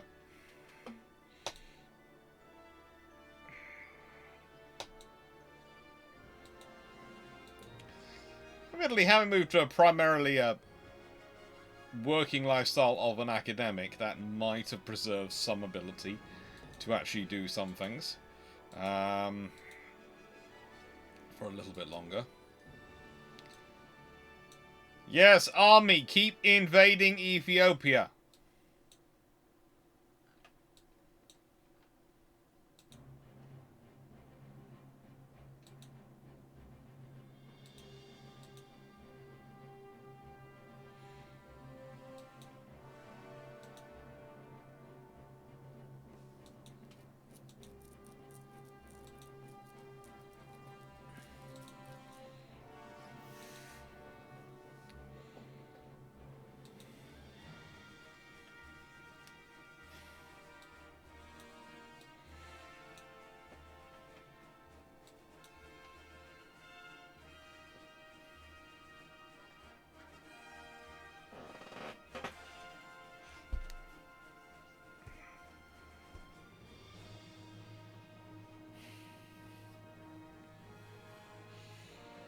I have to say, I've been pleasantly surprised with the Fisher no longer replacing Admiral Battenberg. The response in a number of comments.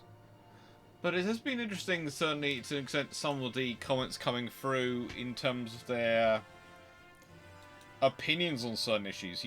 I can see a lot of people presuming that similar problems we have today apply in the past. And it's not always the same. Some of the stuff really does come about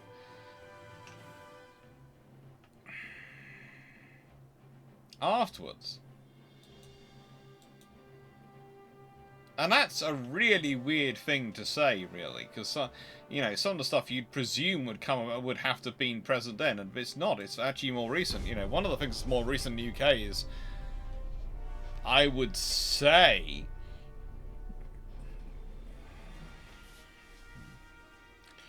was the idea that the public instinctively did not like the idea of Louis of Battenberg being the first Sea Lord. Honestly, most of the public didn't know. We take it for granted these days that everyone can quickly find out who's who in the hierarchy of government fairly quickly when you search online. In the 1920s and 30s, mostly what people heard was, it's the first Sea Lord speaking. And Battenberg would have sounded like a upper-class English gentleman speaking. That's pretty much what he sounded like. If you've ever read any description, no trace of an accent, nothing like that. In fact, and when I say upper-class English gentleman, very much a naval upper-class English gentleman, where he spent most of his life in the Navy. You know, it's one of the things of... And Louis, again, is not that uncommon a name, and he's a prince, so, you know, they often have various strange-sounding titles. It's an interesting thing, because it is made a big thing of in certain papers, but those papers are fed the line by certain politicians and certain members of and certain admirals, i.e. the Beresford faction and the Fisher faction, who are trying to campaigning for their heads to become First Sea Lord. If the Fisher faction had been shooting it down, and, you know, one of the things that's also really forgotten by people is that actually Louis resigns. He doesn't get fired. He doesn't get he resigns. And he resigns because his staff is being completely split and he can't effectively run the war because of the Fisher-Beresford debate. He's used to being slagged off in the papers. He's been being slagged off for 30-odd years by this point, as I showed in the video. So it's really interesting, some of the stuff that people come up with.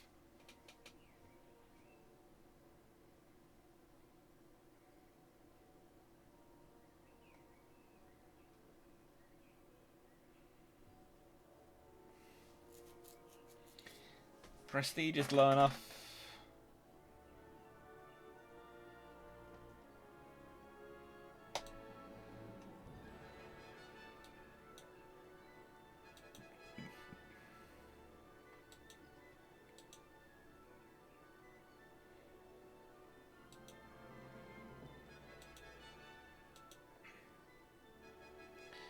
Three destroyers and light cruiser versus that group? That's not a nice time for them. Why did they even agree to that fight?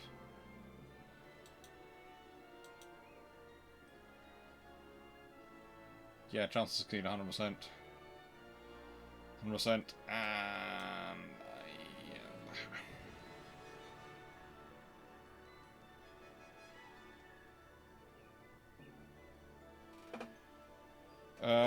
Italy has more troops in the center.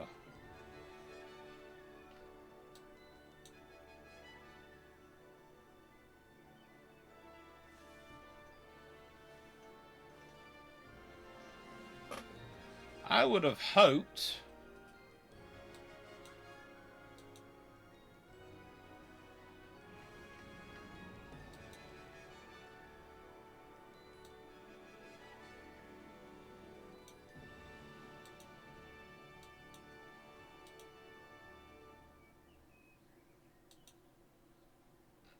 wow, there's a lot of American battleships out here. But they're all interesting. They've got a lot of 12.2-inch gun battleships, 24.6 knots. I think I could beat quite a lot of those in a fight.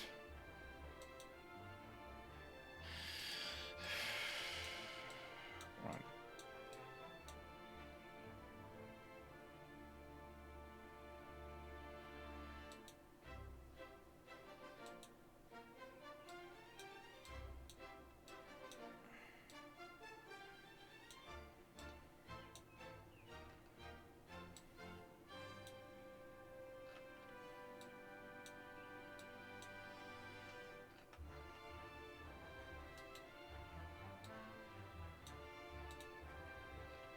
I fancy Pakistan.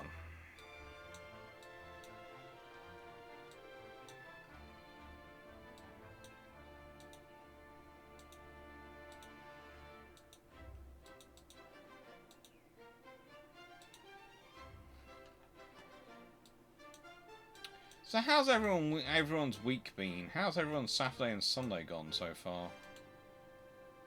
What have you been up to? Apart from, you know, Leslie, who's been to Kyoto and basically becoming an even better, even more capable assassin.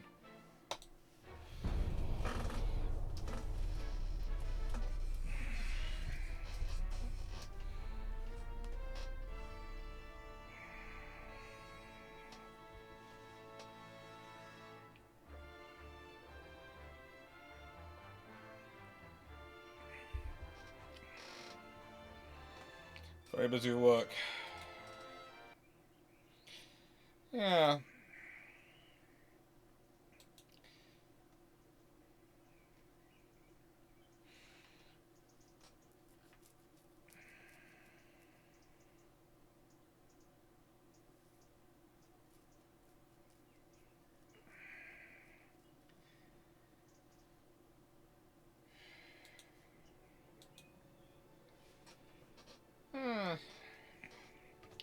It's always okay being busy with work, as long as they are actually going to reward you for your busyness. And by reward, I mean literally get a decent paycheck.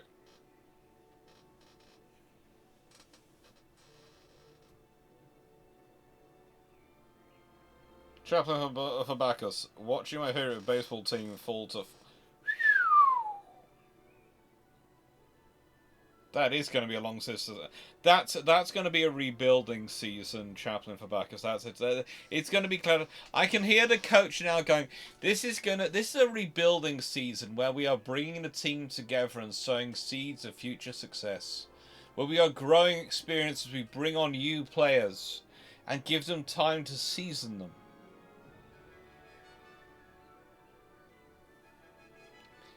So what's my plan? Still destroying Russia. Honestly, I'm taking out Italy, and then I'm destroying Russia and Germany because they're just down to single states. And their abilities to improve relations just keeps dropping and dropping and dropping.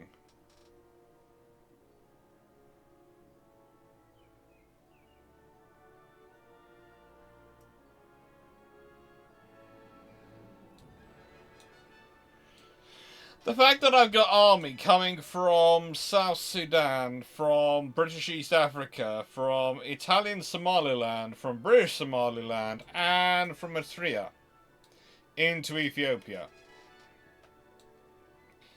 They are probably using, if they're sensible, are using gunboats and going up every single river.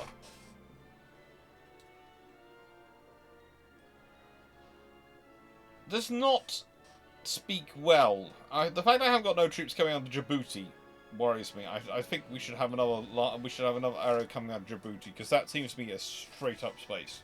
Unless we're trying to give them a funnel for them to go and get pushed in direction to Djibouti, and Djibouti is just a fortified place to just whack them.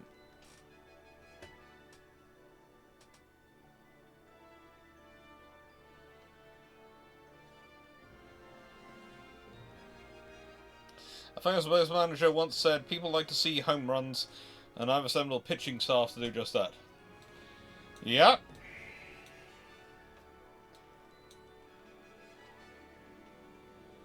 That they do. Canada. Solo again versus Medea.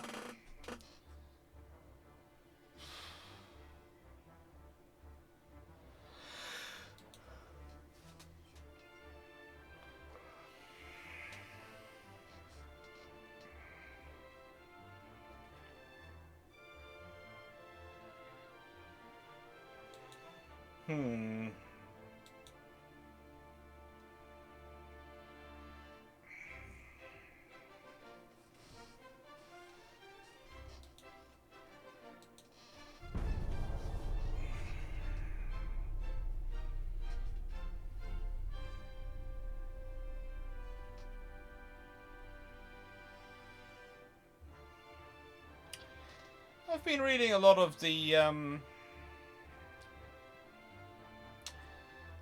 Warhammer 40k books recently, especially the Avenging the sort of Crusade to Earth, and, you know, Gilliman's Return scenario stuff.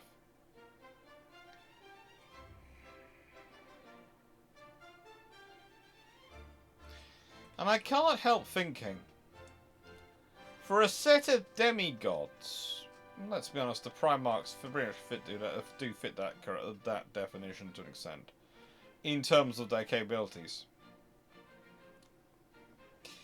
They designed an absolutely terrible fighting plan to try and defend their father's empire, because they literally didn't move beyond, oh, we're just breaking up the legions. That doesn't create a defensive positioning. That doesn't create any kind of structure. You needed a high command. You needed all sorts of things to coordinate that, even above the legion level from the legionary standpoint. It's just, it's terrible. And I realise Games Workshop do allow you to fill in a lot of things, but there's a whole command structure. You're sitting there going,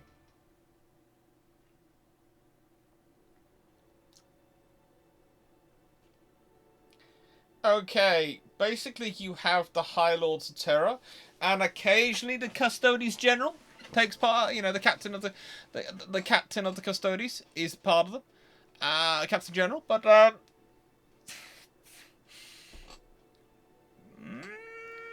that often. And you have all sorts of no. The entire command structure is just. Yeah, it really doesn't work. And you can sort of tell that no one had this decision of going, okay, so, yes, we've got a crusading command structure, which we've had for, because we're going on offensive. What would a defensive command structure adapted from that look like? What would be the organisation? What would be the structuring? Oh no, we're going to go for it, and it's going to be 1,000 Marines per chapter. And some chapters are going to be compliant, and some aren't.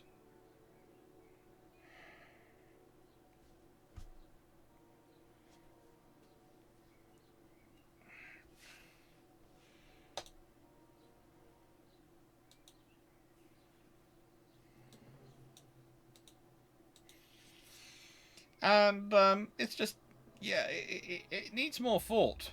You expect better from them, especially from Dawn and Gilliman. Yeah, Dawn's blinded by rage and upset at his perceived his self-perception of his own failure to, you know, save his father and do what he needed to do. But, and the same with pretty much all the other of them. But still, you'd expect better from them. They are veterans. They've been fighting in hundreds, thousands of campaigns for thousands of years. They have suffered reverses. The whole story of the Crusades that you're learning is that they do suffer reverses. They do have battles where they are not always winning. They do come up against opponents who are very strong. You want to say, suck it up, Buttercup? Come on, you're Primarchs.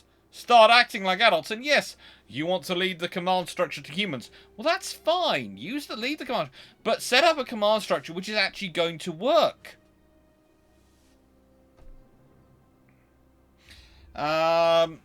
Avenue notes. Have you run out of French people and decided to say, no, I've been, well, I have run out of French people, yes, but the Italians attacked me, so I've also been running out of Italians fast. You've been feeling the Sisters Battle. Cool.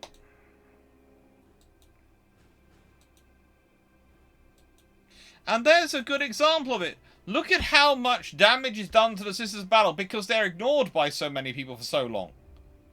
Look at how various cardinals managed to assume all sorts of outrageous power, and there is no methodology put in there for it to be dealt with, other than some Space Marines going, oh, frig it, we're fed up with these guys.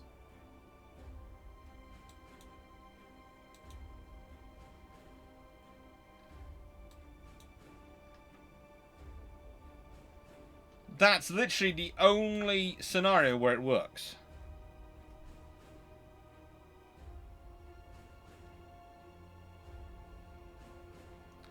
Connor and I... Oh, don't get me started on...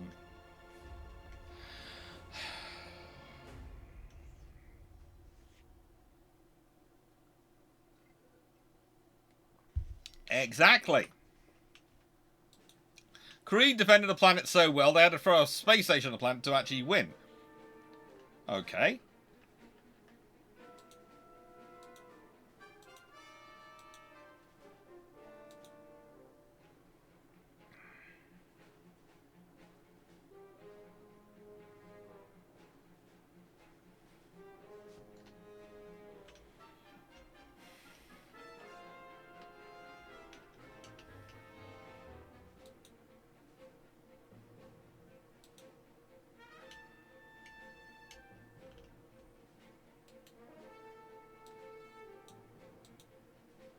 But it's a case of, okay, you know, it's sometimes when I'm looking at the Wolves, okay, I'm looking at the Legion set up by Russ, and their planet and the defenses around their planet seem to make sense, their organisation. And then you look at Gilliman, and he's the supposedly organised one, etc., who left these statesmen marine behind, and they do pride themselves on that. You look what they've done. He's still going, oh, God. There's the whole story of the White Cloaks who managed to get themselves almost wiped out. And yes, their individual marines are really great characters. We sit there and go, if you're the first thing you do, if you're a statesman, is you make sure your base is strong before you go out. You give yourself a rock to project from. There's a reason I built so many mine-laying submarines in this game.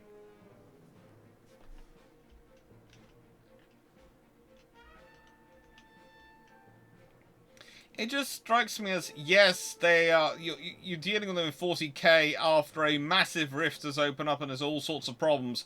But again, where was the planning? Where was the contingency planning of if we get broken off from sections? Because it's not as if it hasn't happened before. It literally happened with the Warp Storm during 30k, during the Rebellion, during the Horus Heresy. So it's literally happened before. Chaos have done this before. Why not have a plan for if X happens, this happens? This person takes command. Or we have a way of defining out, okay, so if this has happened, if you're cut off from Terra, then legions who are in contact with each other make contact with each other. Boom, boom, boom. This is how you work out who is in command of the legions. Perhaps you have a thing, perhaps the legions who are not in contact with Terra get together and have a vote and nominate a commander. Which is actually what happened with Sanguinius. Not with Sanguinius, with Dante, my mom's favourite. But you sort of go, that shouldn't have been an ad hoc scenario. That should have been, yes, we are following the Codex because it has plans for all these scenarios. Gilliman, why wasn't that in your Codex? Everyone says how obsessive you are with putting everything into your Codex, and that wasn't there.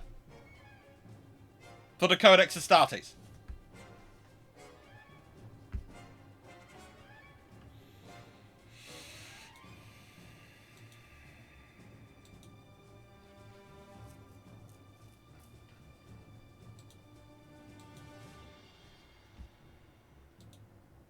Sorry. Small rant. Just a small rant. It's just... Whenever I read the books, I start to go for... I start to really enjoy Glyn's books. Glyn Stewart's books. Because they have a sensible command structure. They actually tend to actually have some legitimate reasons and structuring. And do some planning. I mean, the very basic... If you have a massive bureaucracy like that, the one thing you would expect them to do is actually have a plan for every scenario. Because that's usually how bureaucratic command structure justifies its existence. We have to have preparations for this scenario, that scenario, everything. And I know they've atrophied. I know they have put everything together. I know everything is just being run on inertia. But that would mean part of the inertia. Gilliman has the time to go and talk to Krul and tell him to develop the Primaris Marines. He doesn't have the time to set up a department to deal with what happens if the chaos forces of chaos unleash another warp storm and cut sections off. Honestly, that doesn't take a full department. That's a few hours of work. This is how you arrange a command structure. This is how that command structure fuses back into the Empire, the Imperium, when it joins up again.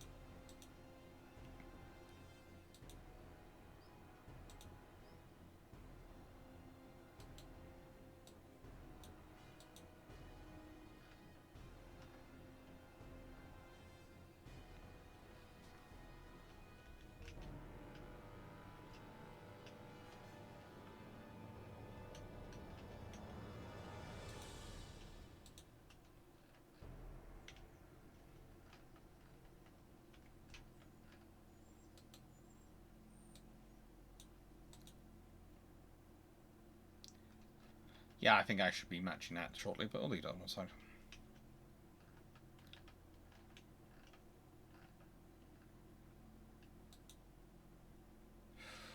Oh, that's not a good scenario for them.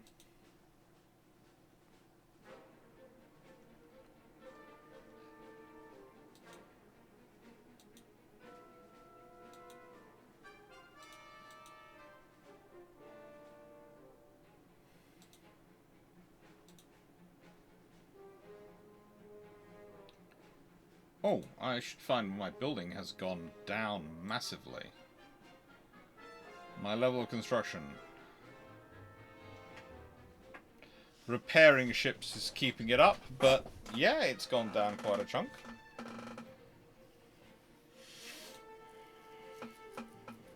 Let's see how long I've got.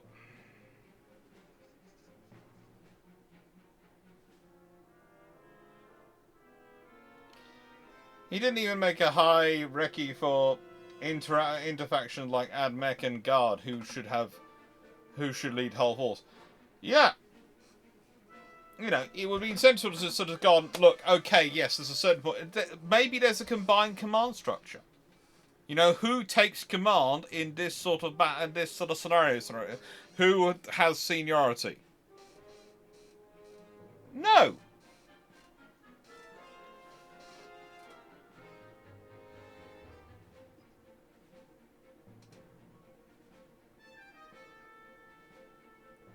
It's just Silly, really.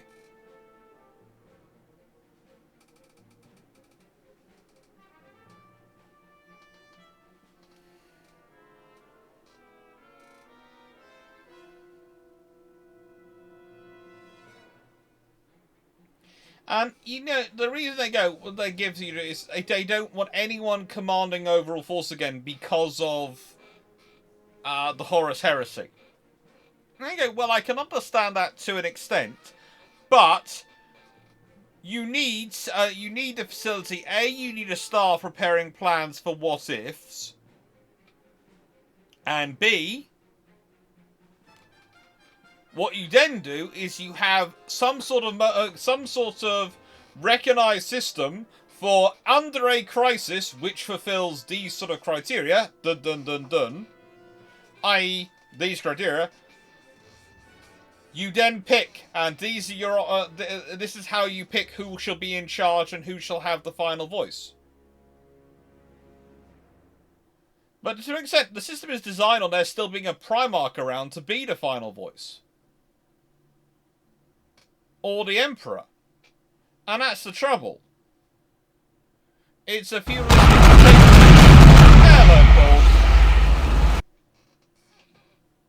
It's a feudalistic dictatorship. I've got a load of cruisers commissioning in a month. I've got a Lion that's coming from the Netherlands. They're finishing in a month. Then they're finishing in 3 months. Yeah, this is going to be fun. They're all going to be at Scarpa Flow with their 12 18-inch guns and 12 18-inch guns. 12 18-inch guns and 12 16.5-inch guns.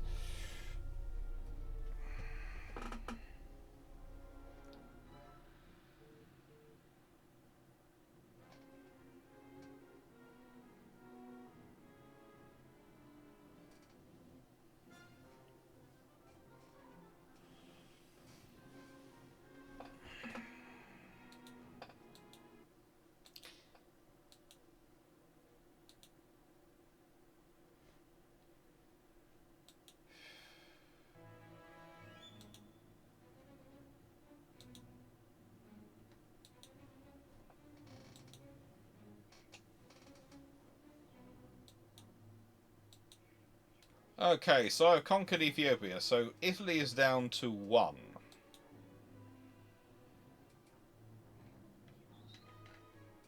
Which I'm currently invading and should be mine in 1 turn. And then that takes Italy out. And Russia should also be mine in a few turns, and that takes Russia out. Then I go for Germany. I wonder if Germany realises I'm coming for them.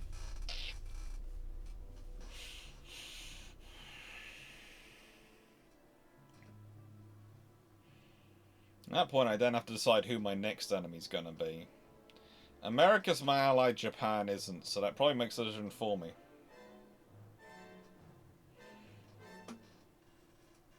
Italy's completing repair of a load of destroyers, which is good for them.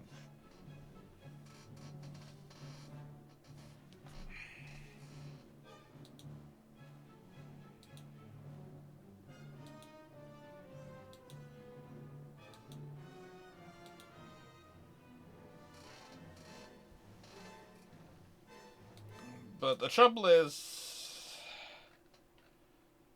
I've got control of Crete.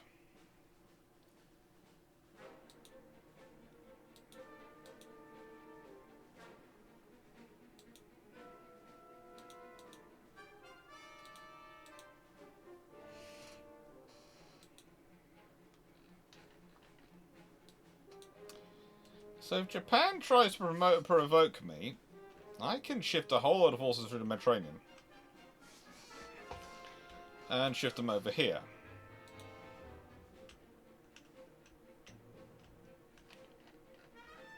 And that's not good for Japan, because I already have quite a lot of forces in this area, if I remember very correctly. A lot of destroyers, a lot of things various around dropping off mines in all sorts of places.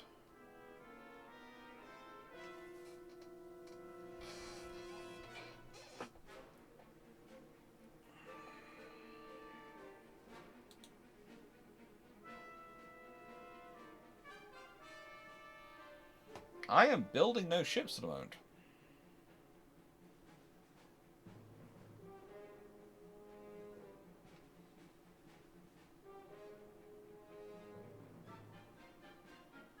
Oh, I've been questioning that for quite a long time.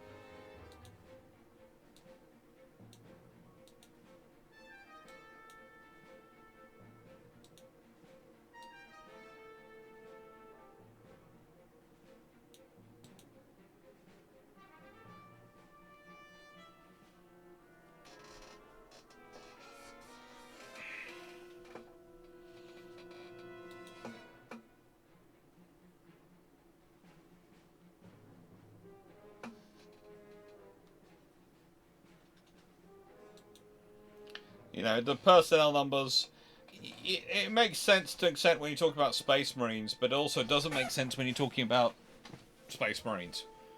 And also, here's the thing. If I'm a Space Marine chapter, why do I only have one stock of Gene Seed? Yes, theoretically there are other stocks of Gene Seed maintained by the Empire that I can draw from if I need to in emergency. But why am I relying on that? If I am the kind of paranoid super soldier that is in most of these Space Marines organizations, that seems inefficient and disorganized. I'd want to have my own. I'd want to have my own backup store somewhere.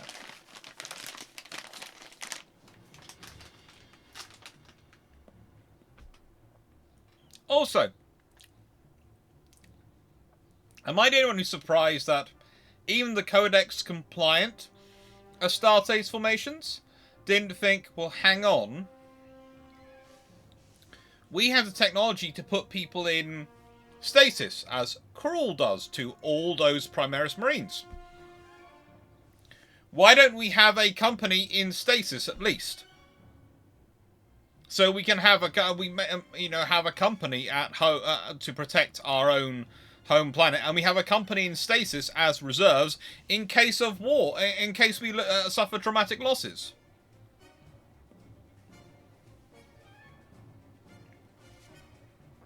Who's really going to know? Who's really going to know?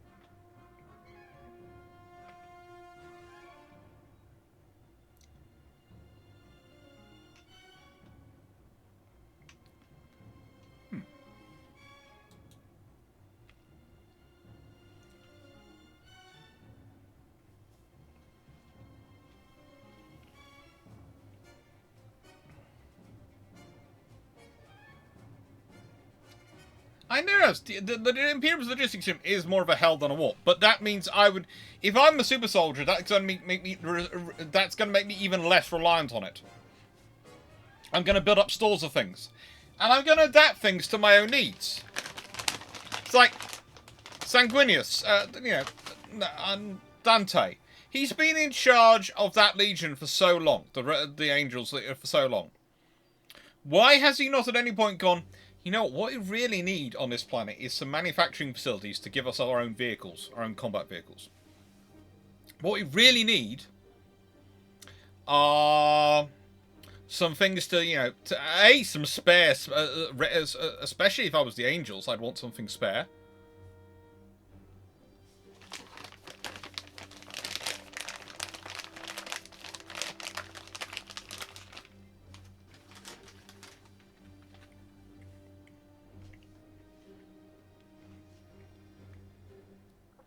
And Guardsmen, again, they don't like clones, which is why they don't go for the Krieg Vitrus wound. But honestly, again,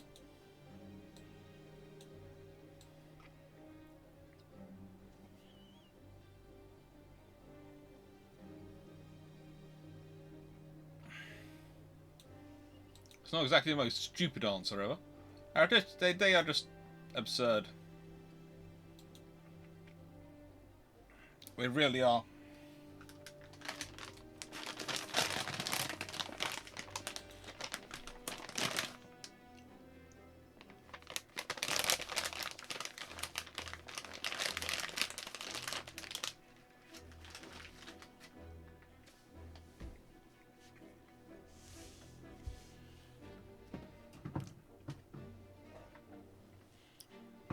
It's just...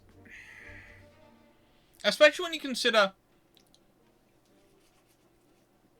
the units which are artisans as well, and they're, you know, so the angels, they're artisans. The salamanders, they are absolute units when it comes to forges and building stuff.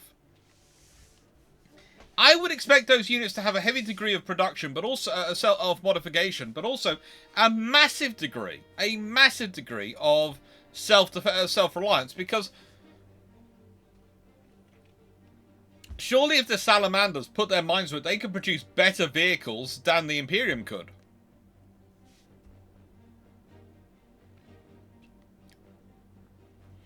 And whilst, yes, the Mechanicum would probably fight you every step of the way, increasing your logistical capability, there's also a limit to what they could really do.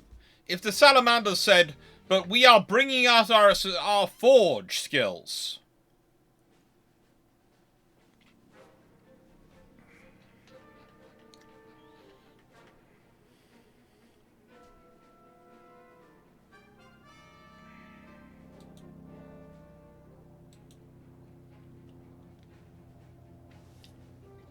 You know, we are working on our skills. They can't really argue. It's their Primarch-driven nature.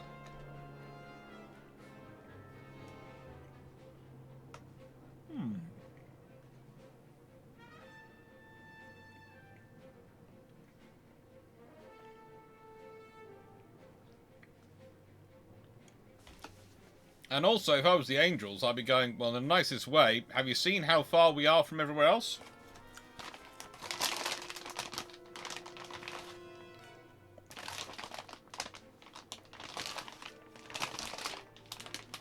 The Angels could claim it was modifications. They weren't actually doing full-on construction.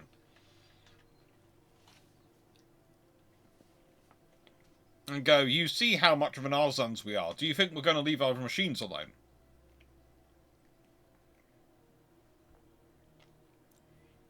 General strike of the Tech Adepts. Yeah, I can see that, but they have their own Tech Marines. They have all sorts of personnel, and also there are ways around it, because you could also point out to those Tech Adepts that if they work and do it, they can earn their own promotions.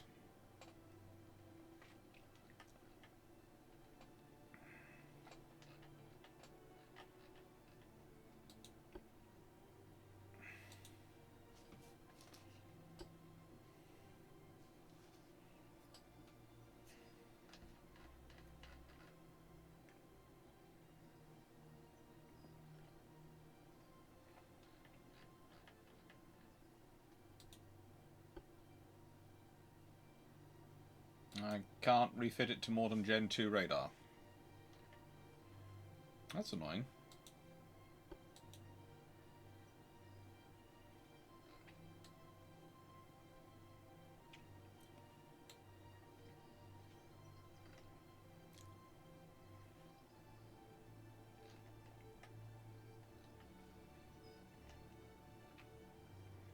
Main deck is 13.5 inches.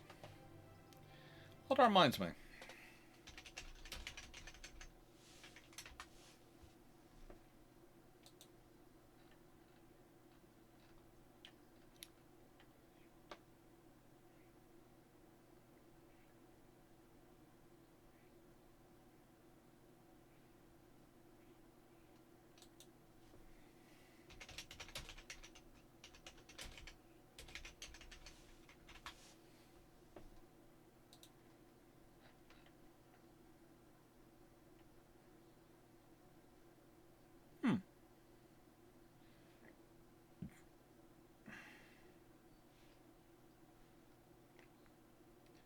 What was the issue? The member of parliament who brought up the royals for Battenberg?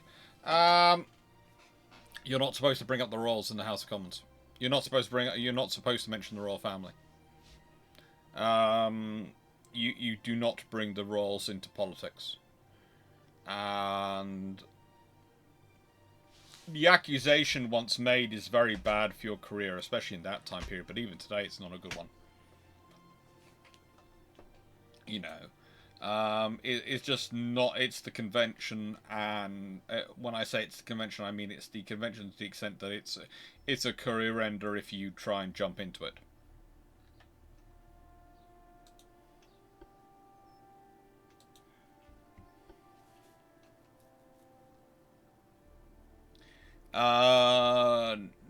It's not. It's not just cricket.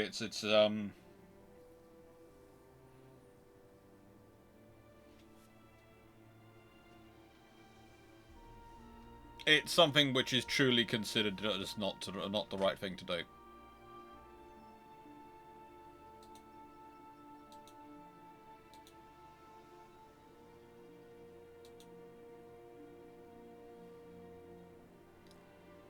Because you're bringing in an organisation which is theoretically outside of politics in the UK into politics. And the trouble is, for that particular person, is it could have turned in worse because it's construed as an attack on a monarchy that could have stained their whole own party. So basically, they ran into that one. There's also the fact that seriously, you start to realise very quickly how many MPs were naval officers. And had been naval officers for a long, long time.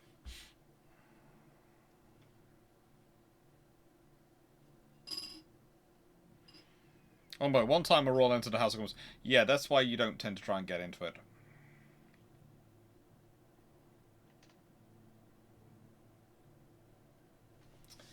I wonder if I can edit this shit.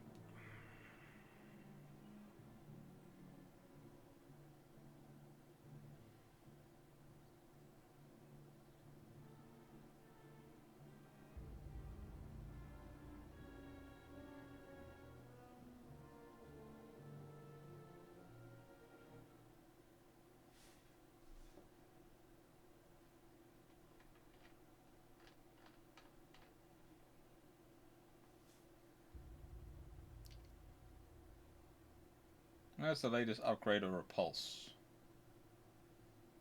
4?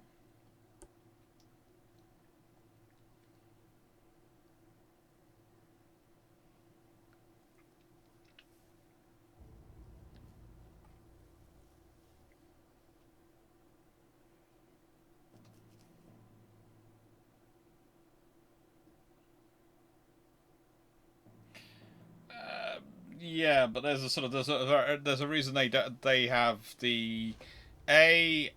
They do not go to the Commons, and B. When their messenger from the House of Lords comes to the Commons, the door is slammed in their face. There are reasons behind all of that.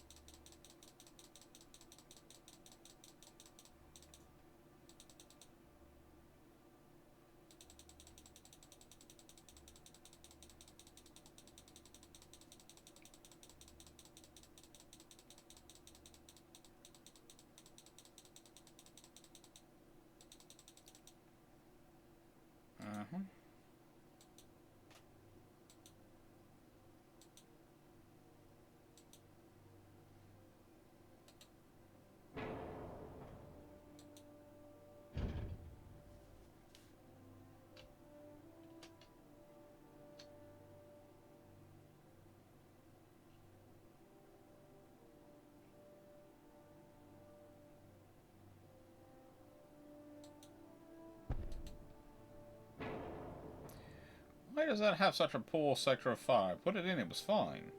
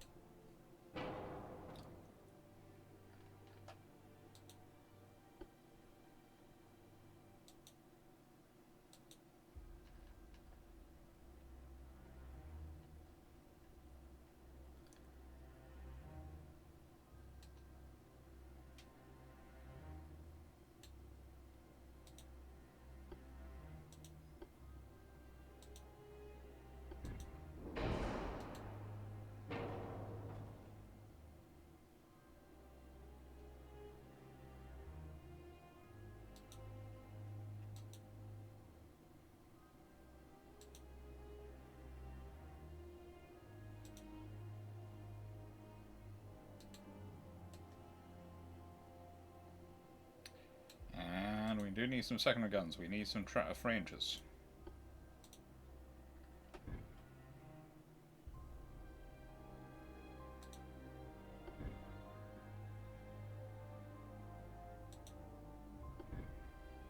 They're not going to fit in any of these, are they?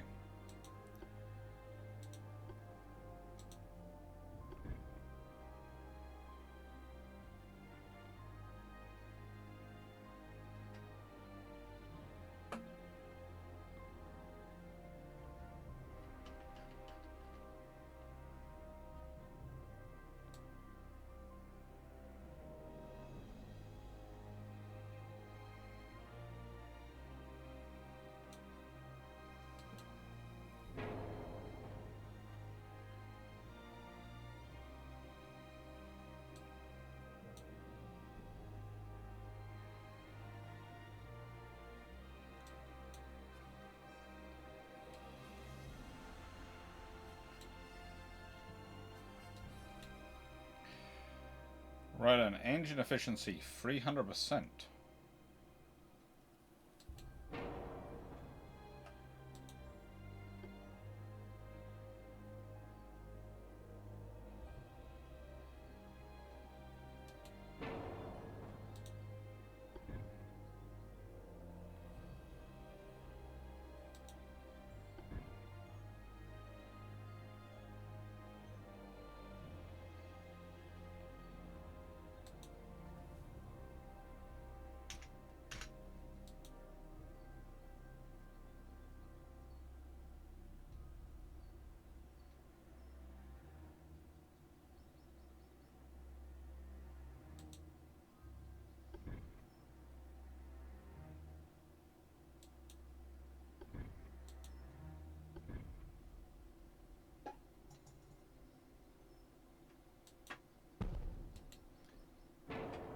That should work.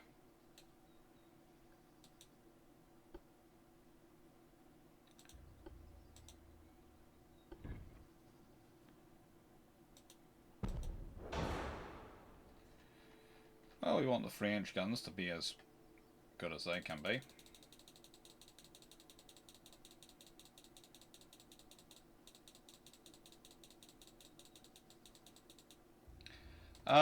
Because once you're into 1.5 12-inch guns, you're into basically the idea of logistics, and it's the volume of production, but also machines they're using. So the British like to do 1.5 increments because it gives half-inch increments because it gives them more graduation of scale. The Americans jump to 2, the British go in 1.5s, which is why the British go 12, 13.5, 15, 16.5, 18. That's the sort of the scales they're working on. Whereas the Americans go 12, 14, 16, 18. So it basically gives you an extra stopping point. and allows you to better control the qualitative race.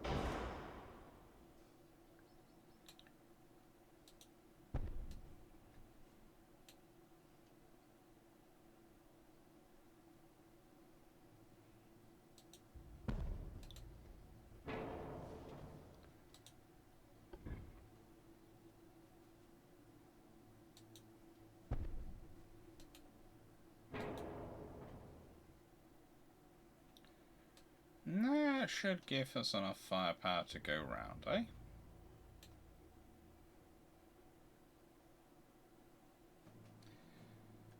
Yeah. Forwards. Ooh.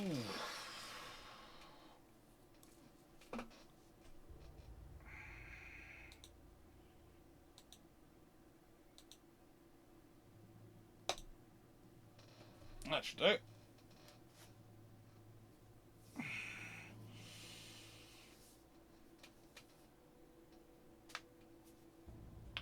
That should do nicely.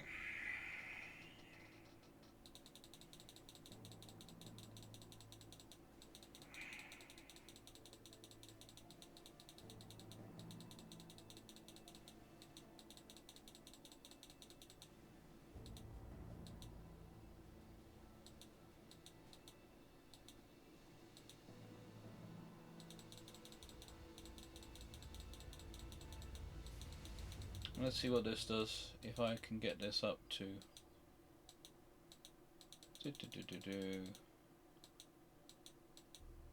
enough to do what I wanted to do.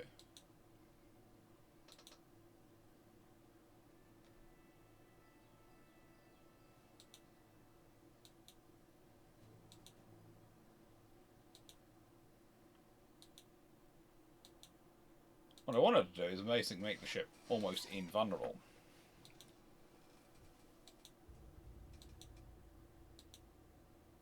For its size.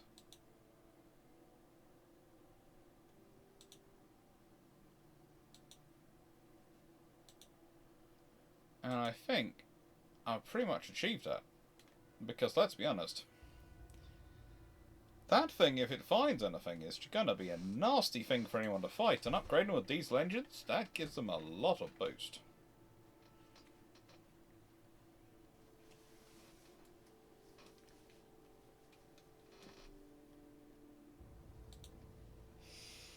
I'll see if there's any I can refit. To that level. Pretty much it's to do with graduation. It's to do with being able to control and measure what's going where and when it's going. And how it's going up the tech tree.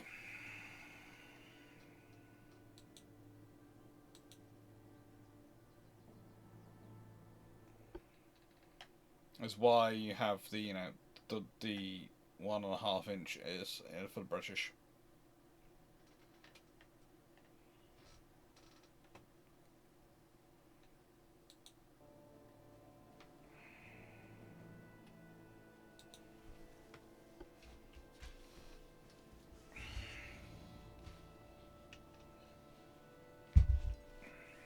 I do need to build some more battleships.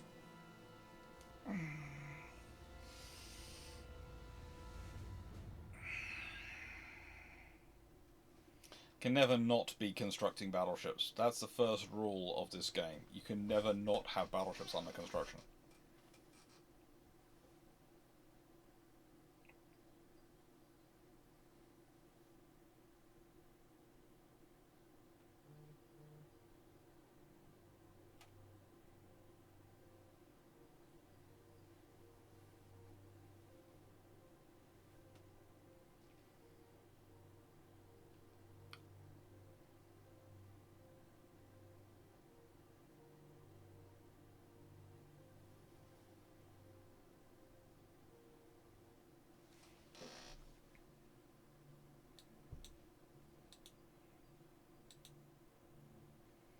No ships out of the reef, none are sitting in yards at land. Well, when there are some in the yards, I'll send them there.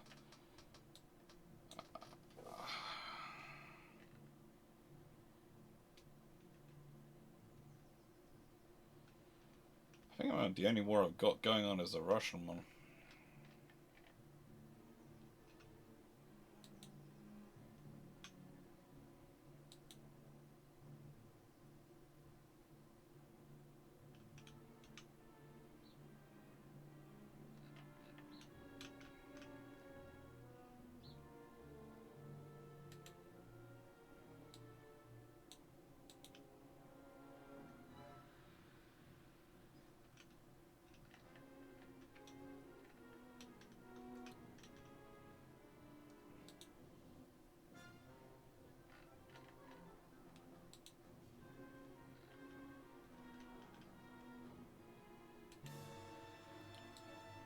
Move them through to there.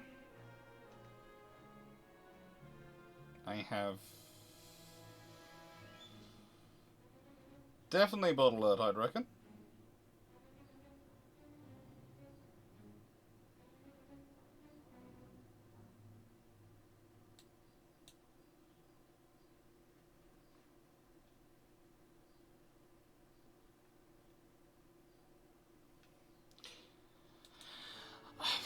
That's an interesting thing. Well, I did laugh at some of the comments I got, which seemed to presume that the Americans would somehow get a treaty through in the Washington Naval Treaty, which everyone signed up to, where they go to 16-inch battleships, even if the British have built 18-inch battleships. And I was sitting there going, do you think the Japanese are going to sign up to that? Do you think that's not going to happen?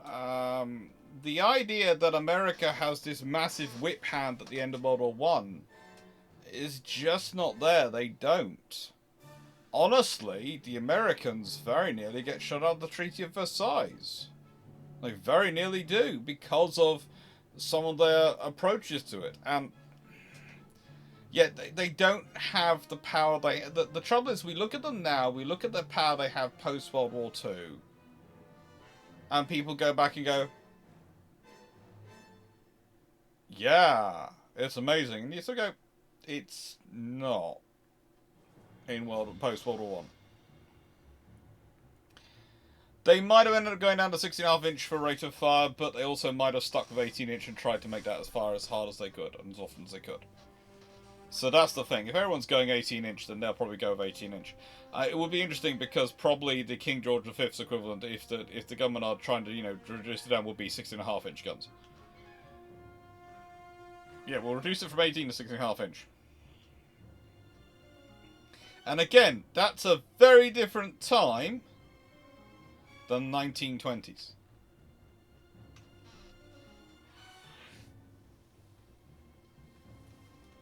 And I thought it was kind of strange for me, because usually in any of the alternate histories, I'm the one dragging people back to something relevant to the history and actually have some basis in what actually also was going on around there, so it fits in with the rest of the world and what was probably taking place. But some of the people are just going, but no, it would still be the same. It wouldn't be.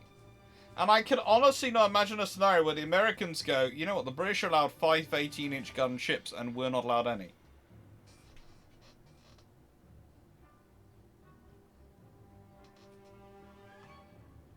In fact, a really interesting scenario is, if Agincourt is built with 18-inch guns, what has South Dakota ordered with in the first place? Because the South Dakota class are ordered a long time after Agincourt would have ended service. You know, they are to be launched 1920. They are sort of. They are laid down in 1920. Even the Colorado class, which are laid down in 1919. So, yeah. Tennessee class, laid down 1917. Agincourt laid down 1914. In service, probably 1915, maybe the beginning of probably 1916. So there is no hiding her at that point. She'll be in service with her 18-inch guns. Do you honestly expect me to believe the Americans... Well, New Mexico class carry 14-inch guns. Tennessee class carry 14-inch guns. Colorado class... They either jump to 16-inch guns, as they historically do, or they jump all the way up to 20-inch guns. Or 18-inch guns, at least.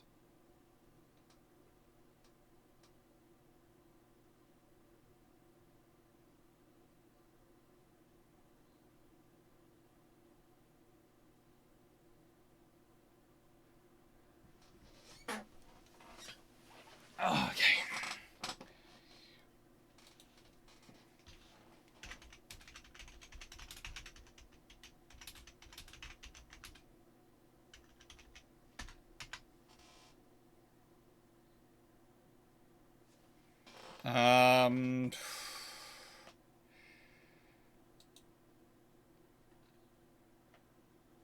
I don't think Arturistox, the US had enough influence post World War to force the UK and Europe to stop selling heroin in shops. I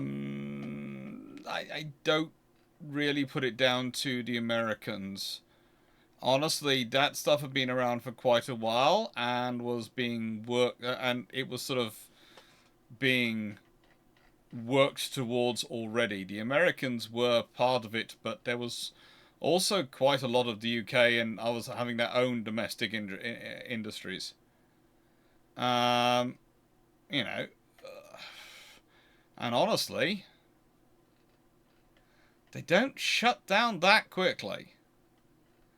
Post World War One, there's still stuff going around in World War Two.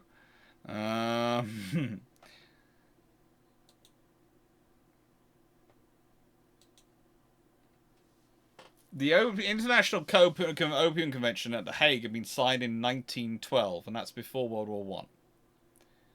1916, the Army Council enacts the Defence of the Realm Regulation, which prohibits the sale of copium and opium to troops because it's been found to causing problems. 1920s Dangerous Drugs Act incorporates the provision made under the Defence of the Realm Act regulations, and that medical regulations are allowed to prescribe morphine, cocaine, and heroin. And basically, it's the beginning of drug regulation. But that's not really anything to do with the US. The US,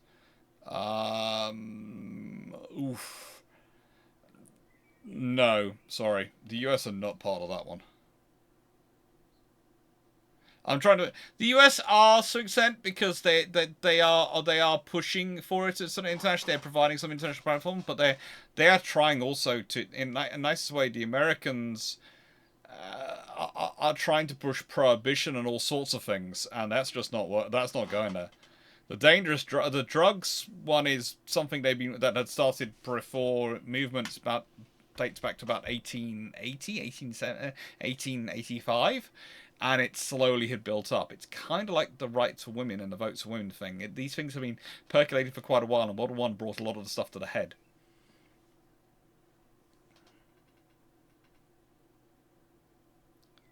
I think the Americans would go to 18-inch. They could. They do. They have the R&D. They can either do 18 or 16 inch. I think jumping to 20 inch is not an option really.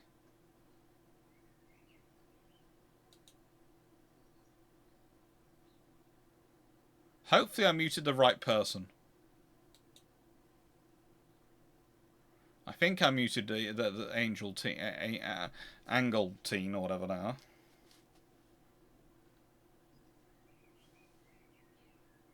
Well, yeah, the thing is, Arturus, is a lot of people go, well, the US were making speeches about this and they put it as part of their conditions, and Wilson was talking about it. Look at Wilson's success with his 14 points.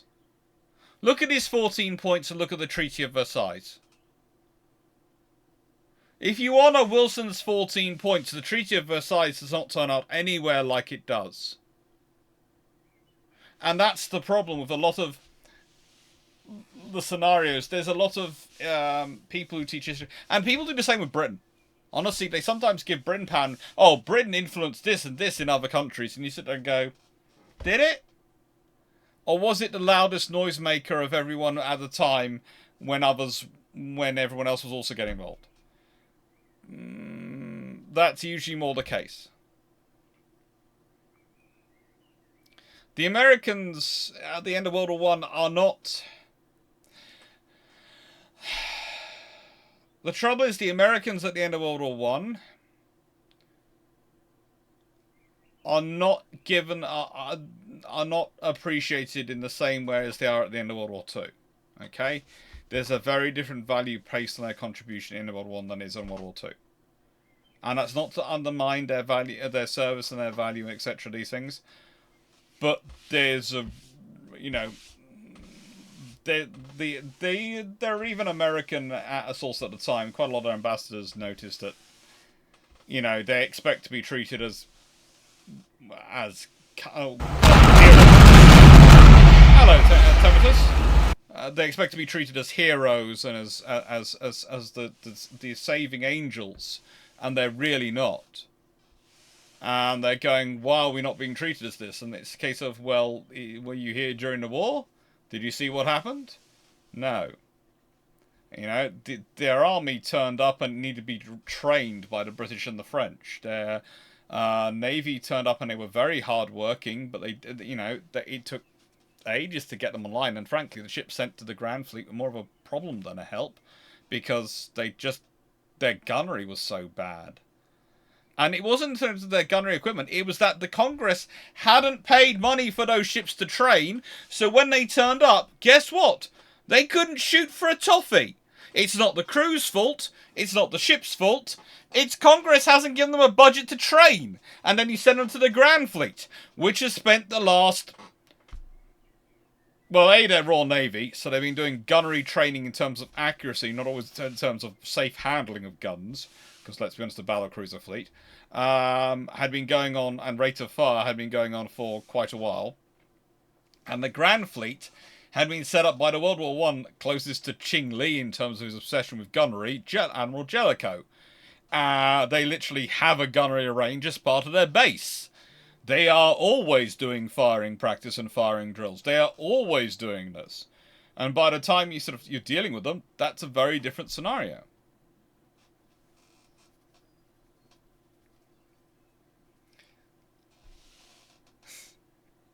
So it's Ultimate Underdronauts. It's a fun game. But yeah, that's there are all sorts of fun things. It's a new one to me, being heard that they were responsible for that, because I'd remember the lessons of the Dangerous Drugs Act and those things. But yeah, America has a strong prohibition movement in that, and they want to get rid of alcohol, all sorts of things, and get the cocaine out of Coca-Cola and these things. But yeah, it's a case of they are making the loud noise at the right time more than they are the actual instigators of it. Alright, carrying a naval invasion. Oh, Russia.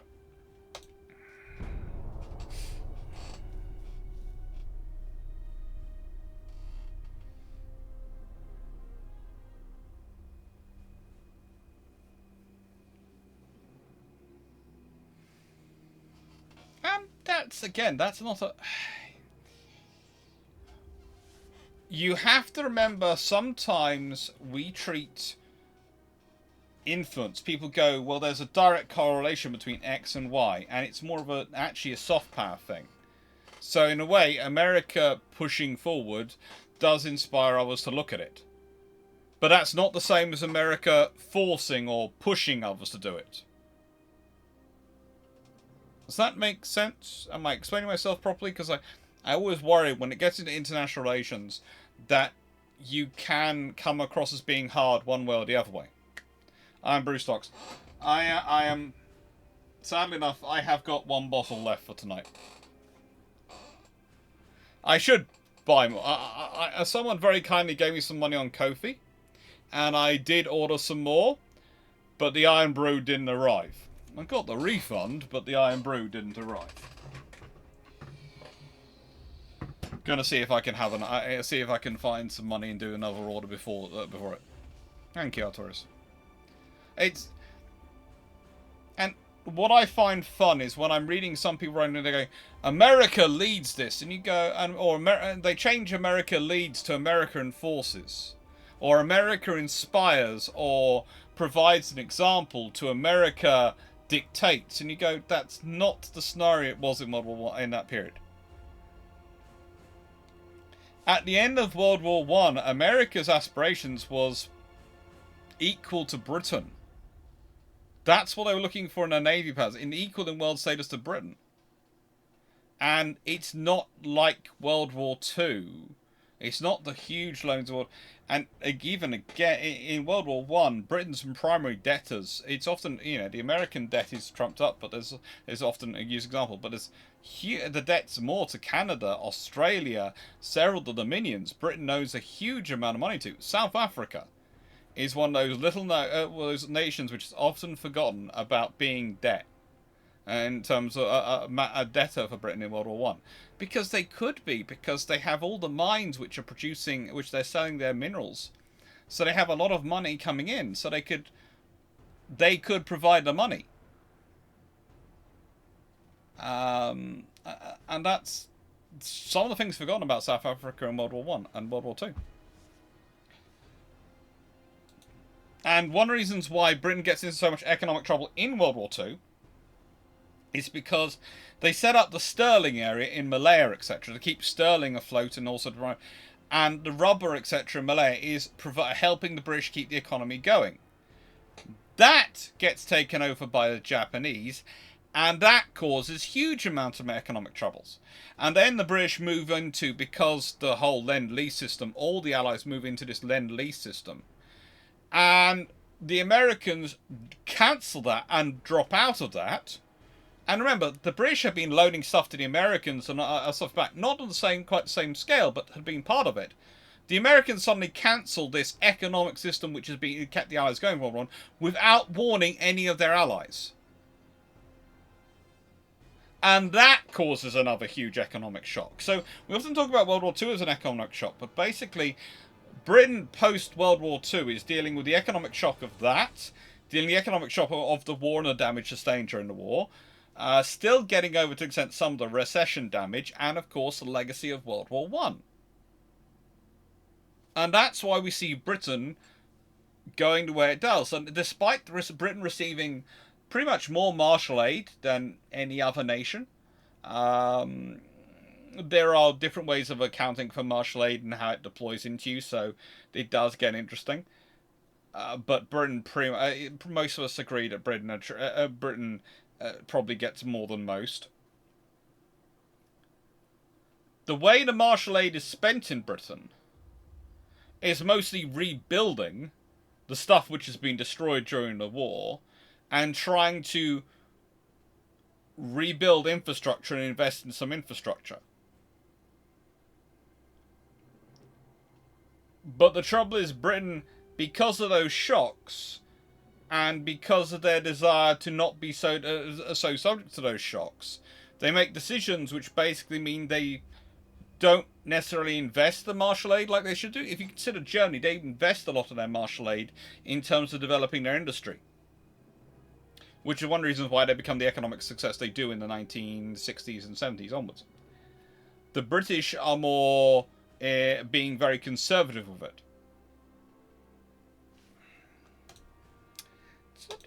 It's interesting stuff. Okay, I've got modern cruisers now.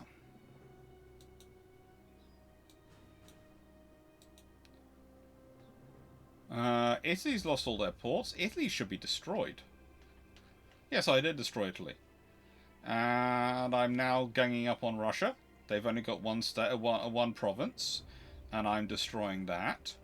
I'm going to take that. And then I've got an alliance with America. I haven't got an alliance with Japan. Got fairly good relations with them. But they obviously are after something. And I have surprisingly good relations with Germany, so it might be quite a while to get a war done, which means I can get some of my ships into harbour and start getting rid of some of my older ships.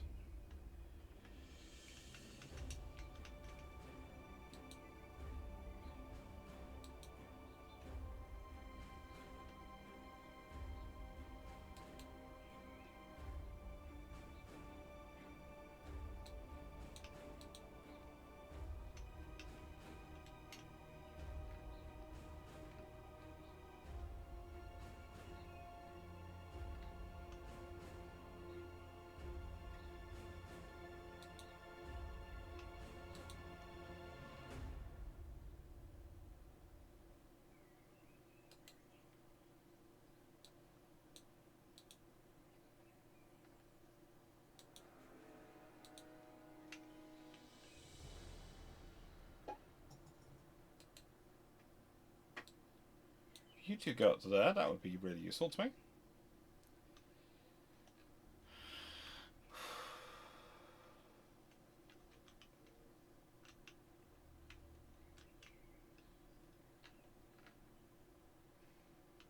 If they're going to go to there, that's useful. And once they're all in harbour, I can start doing some work with them.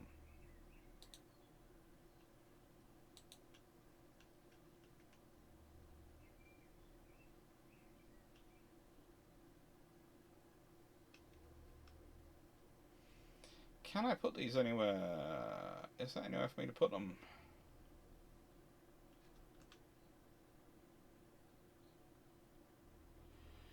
I'd say Bangkok's probably the best place to send them.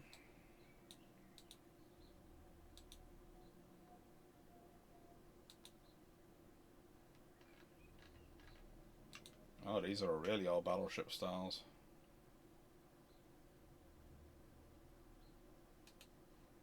To Shanghai it is.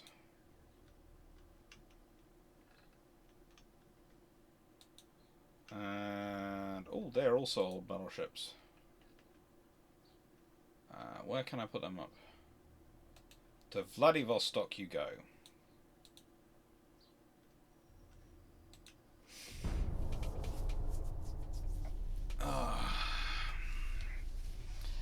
But yeah, it's opened up some fun discussions, that video. It's also done better than I expected it to. I honestly didn't expect it to do that well when I put it up. I honestly don't expect some of my more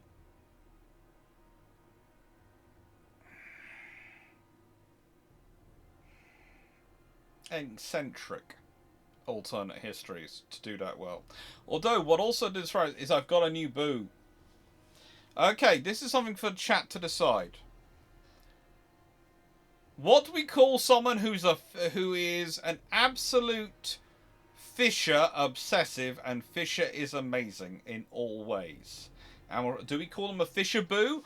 Everyone in the chat make suggestions now. What do we call someone who believes Admiral Fisher can do no wrong and is perfect in every way?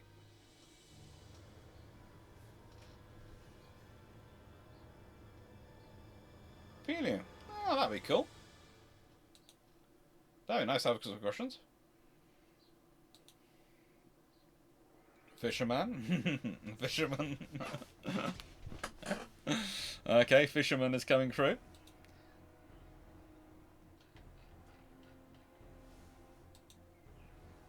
And there's radar free. A fish eel.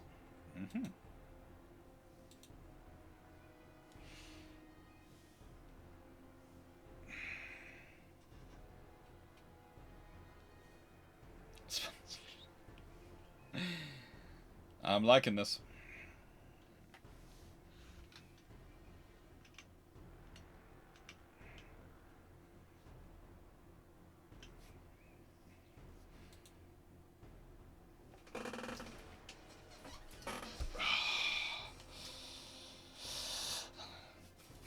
I think I'm going to upgrade all my battleships that I can.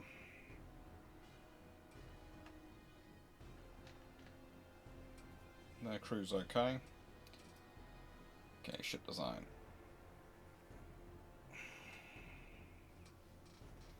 Let's go see what we can do with our old, really old battleships. Fishite.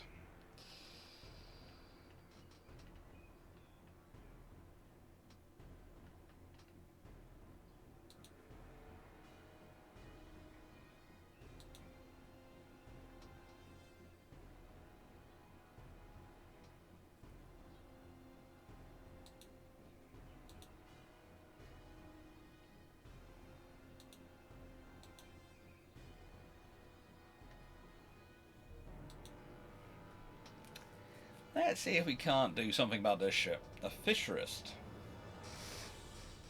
Cool.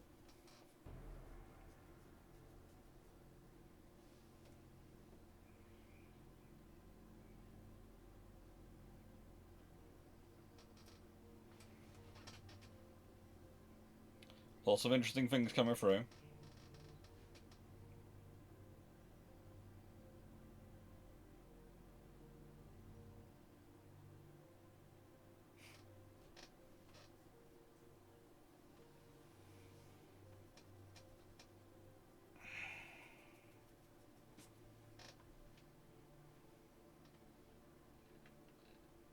I haven't upgraded Renown any more recently than this. Nope. I know the hull's obsolete. I don't care about the hull being obsolete. I care about...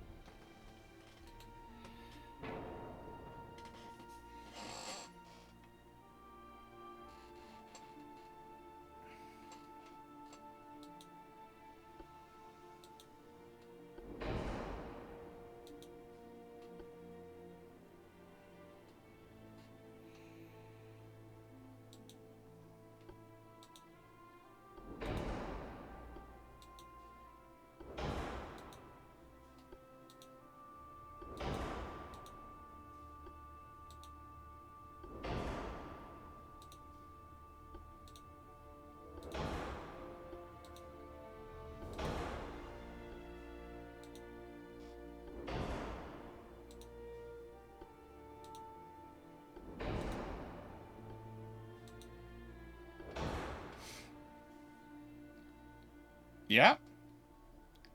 Oh, good lord, that's a stream of them. Okay, right. I'm gonna have to go to the actual chat, aren't I? The proper chat.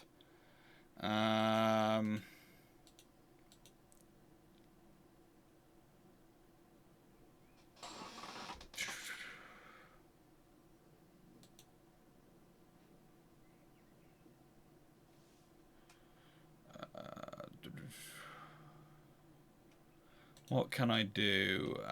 Oh, good lord, I need a lot of mods to deal with this. That's a lot of them.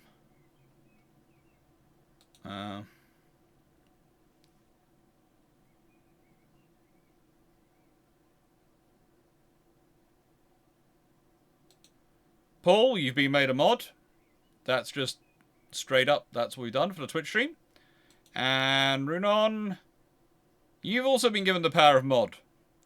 I'm going to try and go through them and get them all. But, you know, Spike, I think, is also a mod. I'm not sure if Leslie's still on. Basically, mods, if you see suspicious units, start getting rid of them.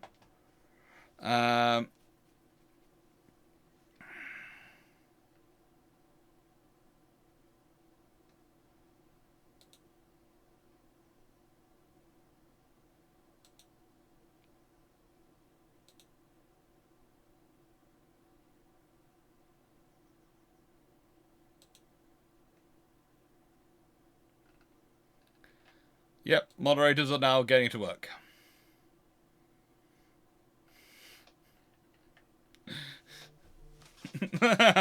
Thank you. Yeah. This is the quick, rapid reaction you get in my chat normally. Make mods. Mods destroy people. Right, and I feel like I need to add radar to this.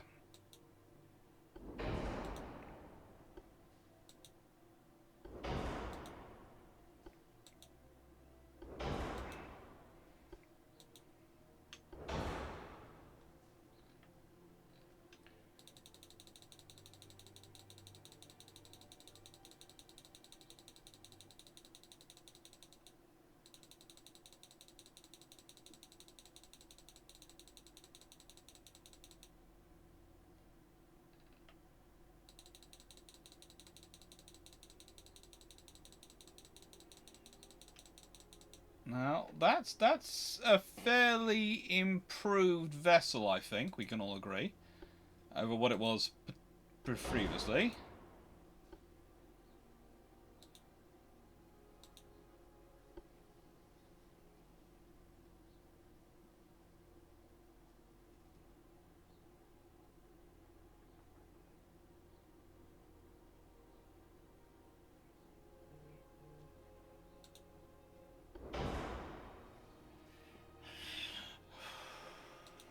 I got, let's try Hydro 2 turrets.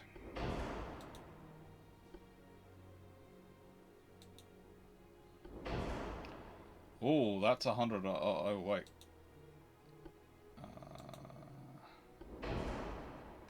So that's 400 tons, oh, wait.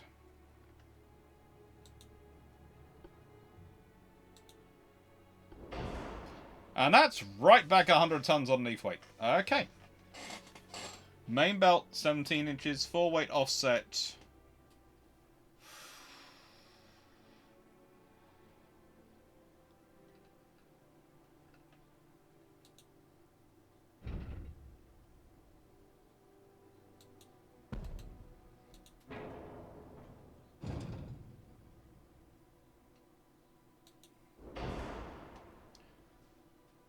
And I've got more weight to play with, so if I go to aft deck...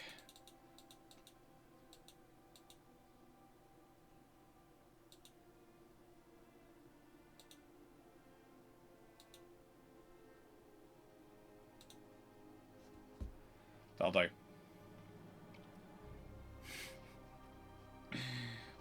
They're having fun.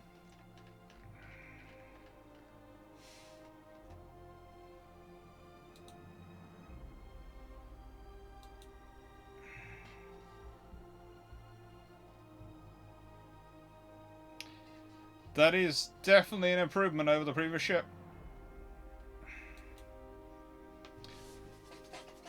Now, let's see what else we can do, shall we?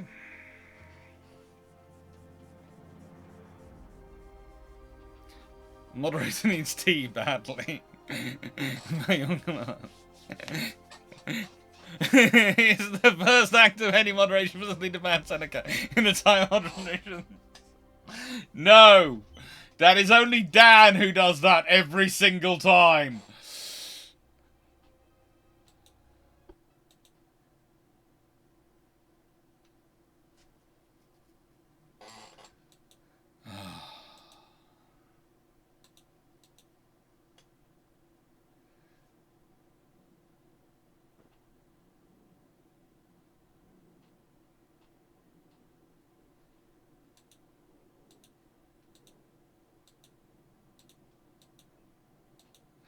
Only Dan.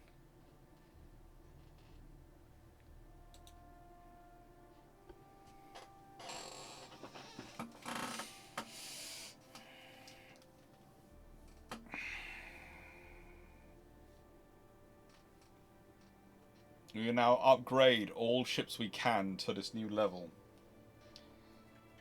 And scare the bejesus out of most of our enemies.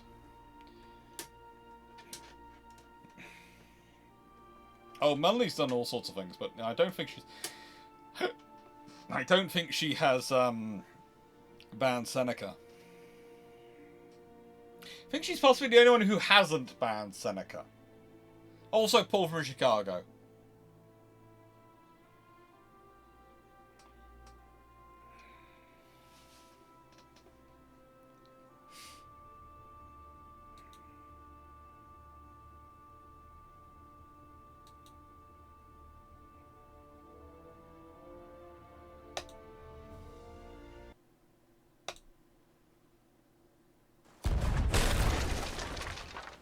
I just felt that enough.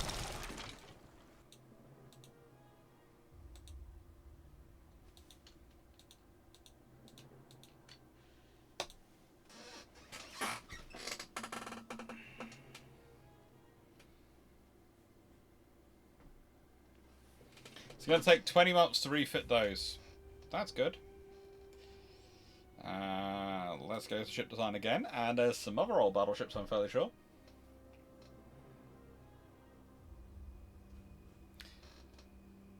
Are you sure you're not a YouTube mod, Spike?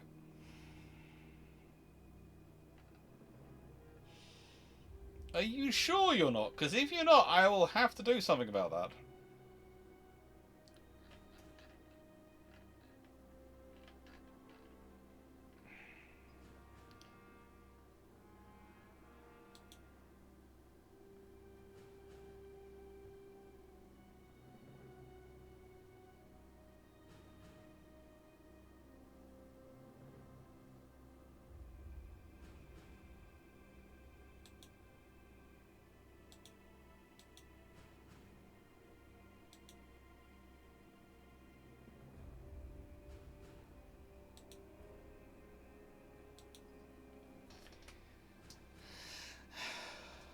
You are.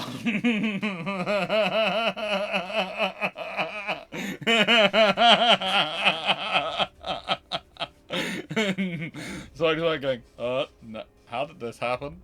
Yes, you are.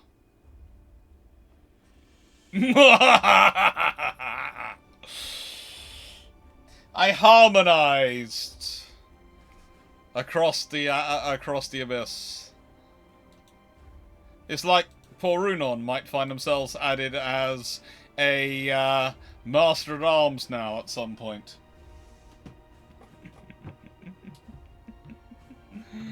Ah.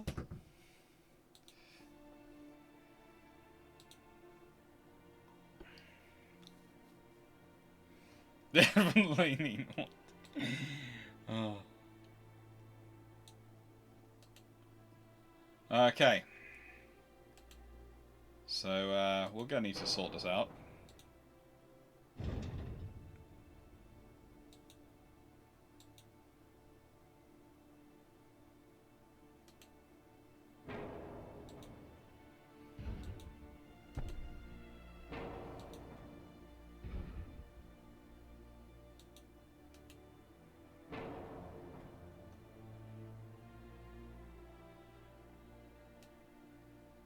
Okay, so we're upgrading everything, are we? Right. Let's start working out what we're upgrading.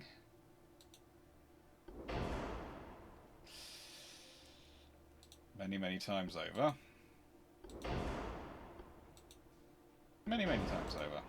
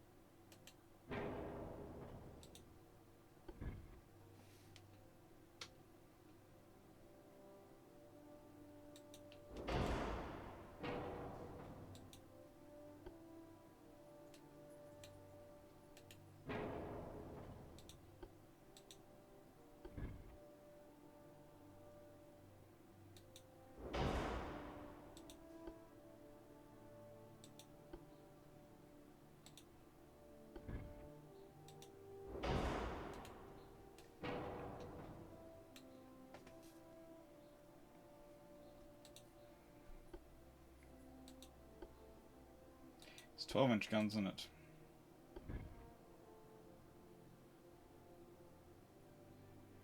That's a very big gun. It's not fitting on there at all, is it? I got a aft.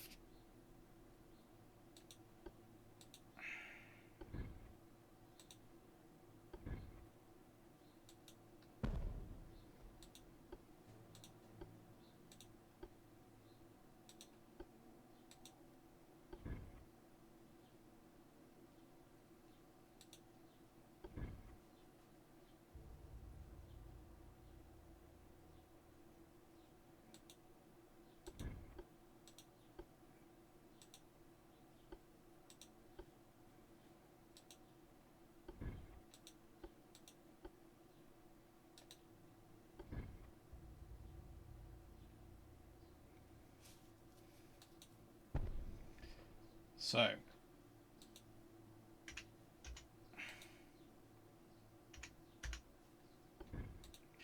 let's give our logistician something to really panic about.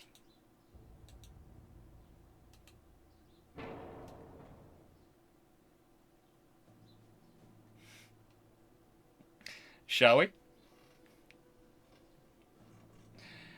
But I think the thing is, I've got weight issues, and honestly, I can deal with these weight issues in a couple of ways. But really, I don't want to drop the 12-inch guns that much, so maybe I want to try and see if I can fit a triple there.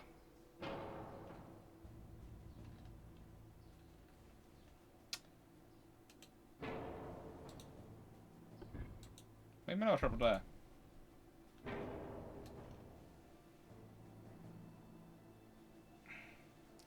What do you think?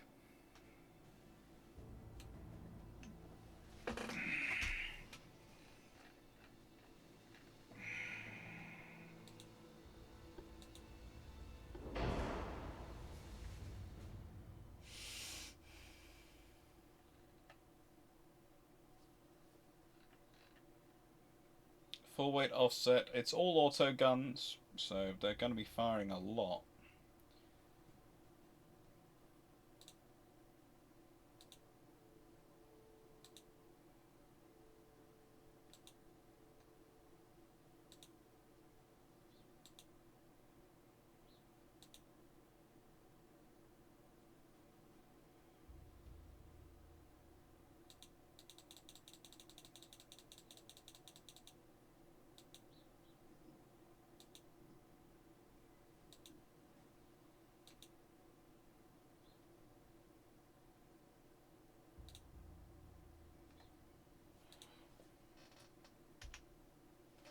Yeah, we want 9-inch. We want 7-inch. Let's make that 6-inch.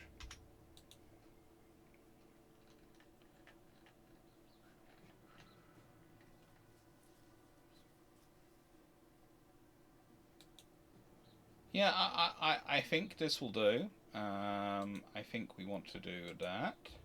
I think we want to upgrade the bursting charge.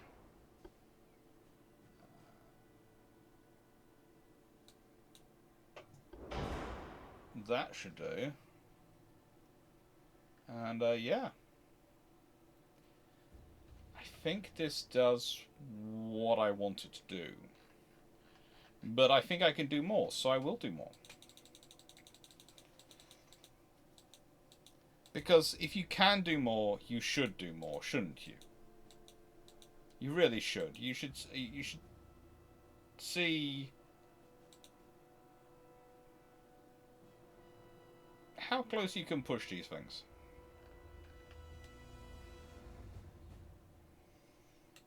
Now, the interesting thing is, I've just had an idea. Please don't. So I could end up having to completely rearrange it, but, you know. No, none of the 12-inch can fit up there. But that forward.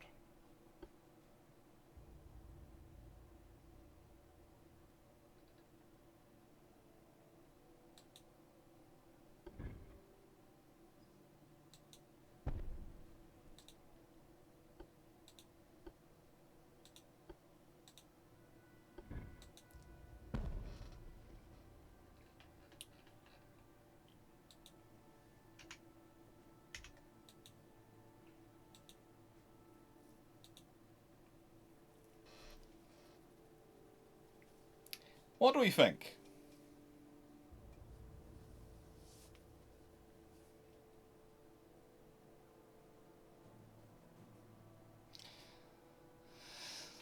I had an occurrence where I was describing ship-based formation scale AA to someone, and they asked if I got that from video. I said, "How do you send it to history?" On video. Yeah, could lose the 8. Could. Yeah, I do think the 8-inch are probably not necessary at this point. But at that point, then really, you know, I just can't not have some more 6-inch guns in here. And yes, I know I'll need to figure that out, but I've got an idea for that.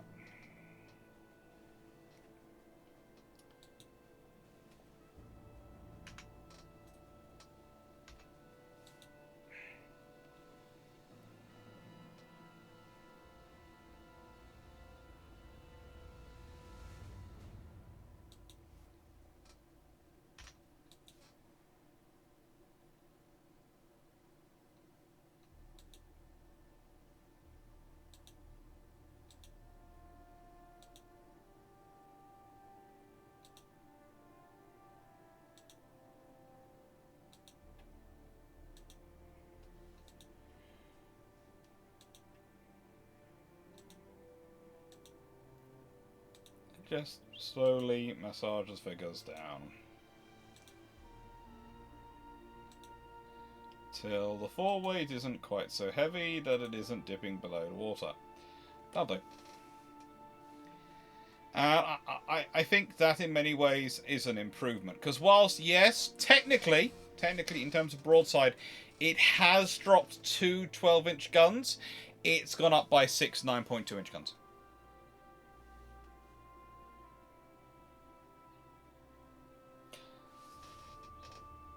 Had an idea. Can I fit a quad 12-inch gun back here?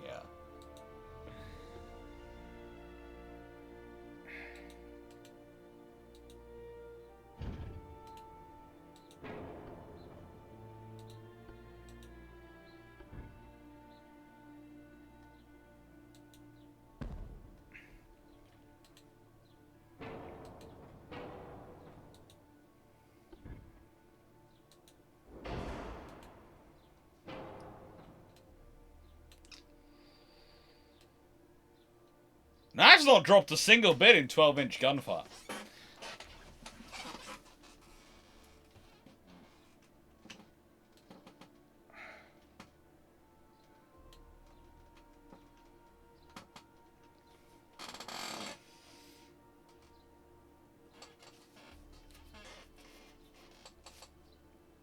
Now, I just need to work out how to drop 1,000 tons at this point.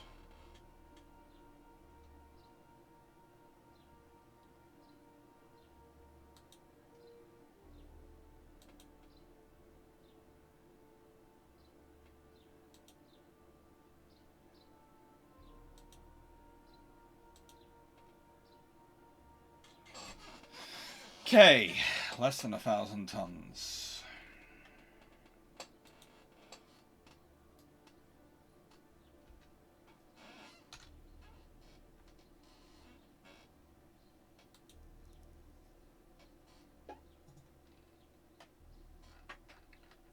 What shall we drop?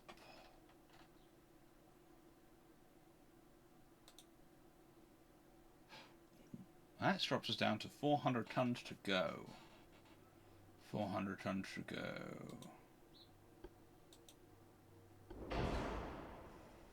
A mere 17 tons to go. What can we do to drop 17 tons? Nope, not enough, and so not worth it.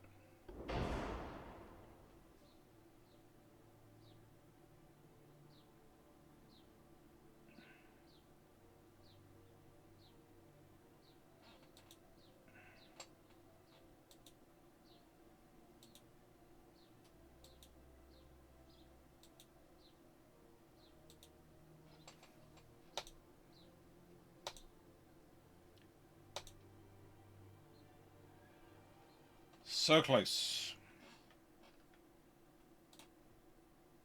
Done. What do we think now? I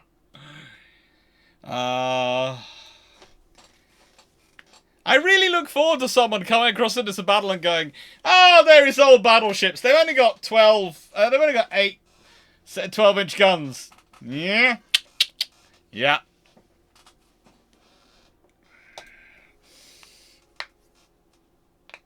$20 months refit.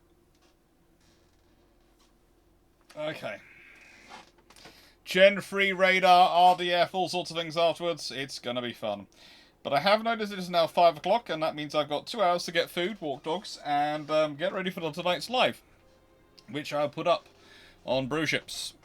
I'll put up on the channel as advertising Brew Ships is happening. Thank you very much, everyone who's been there, who's been here tonight. Hope you enjoyed. Hope you enjoyed the video. Hope you enjoyed the live, just chatting away. And thank you for all the questions. The more cutting edge, the longer obstacles is avoided. Yes and no. Honestly, it depends whether it's cutting edge or the right stream of development. And I say that because of experience. I wrote a paper a few years ago called Peaking Obsolescence. And it was all about how, honestly, the turboprop aircraft which came out after World War II were far and away better and more useful aircraft than the jet aircraft were that were operating alongside them. Yet, they were peaking obsolescence. They were not where the future was. And as good as they were never going to achieve the heights the jet aircraft were.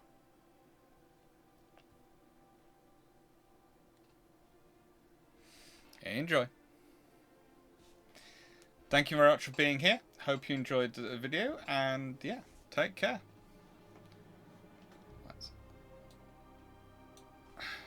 Thanks for on, Captain Bacchus, Longbow, Paul Amos, Leslie.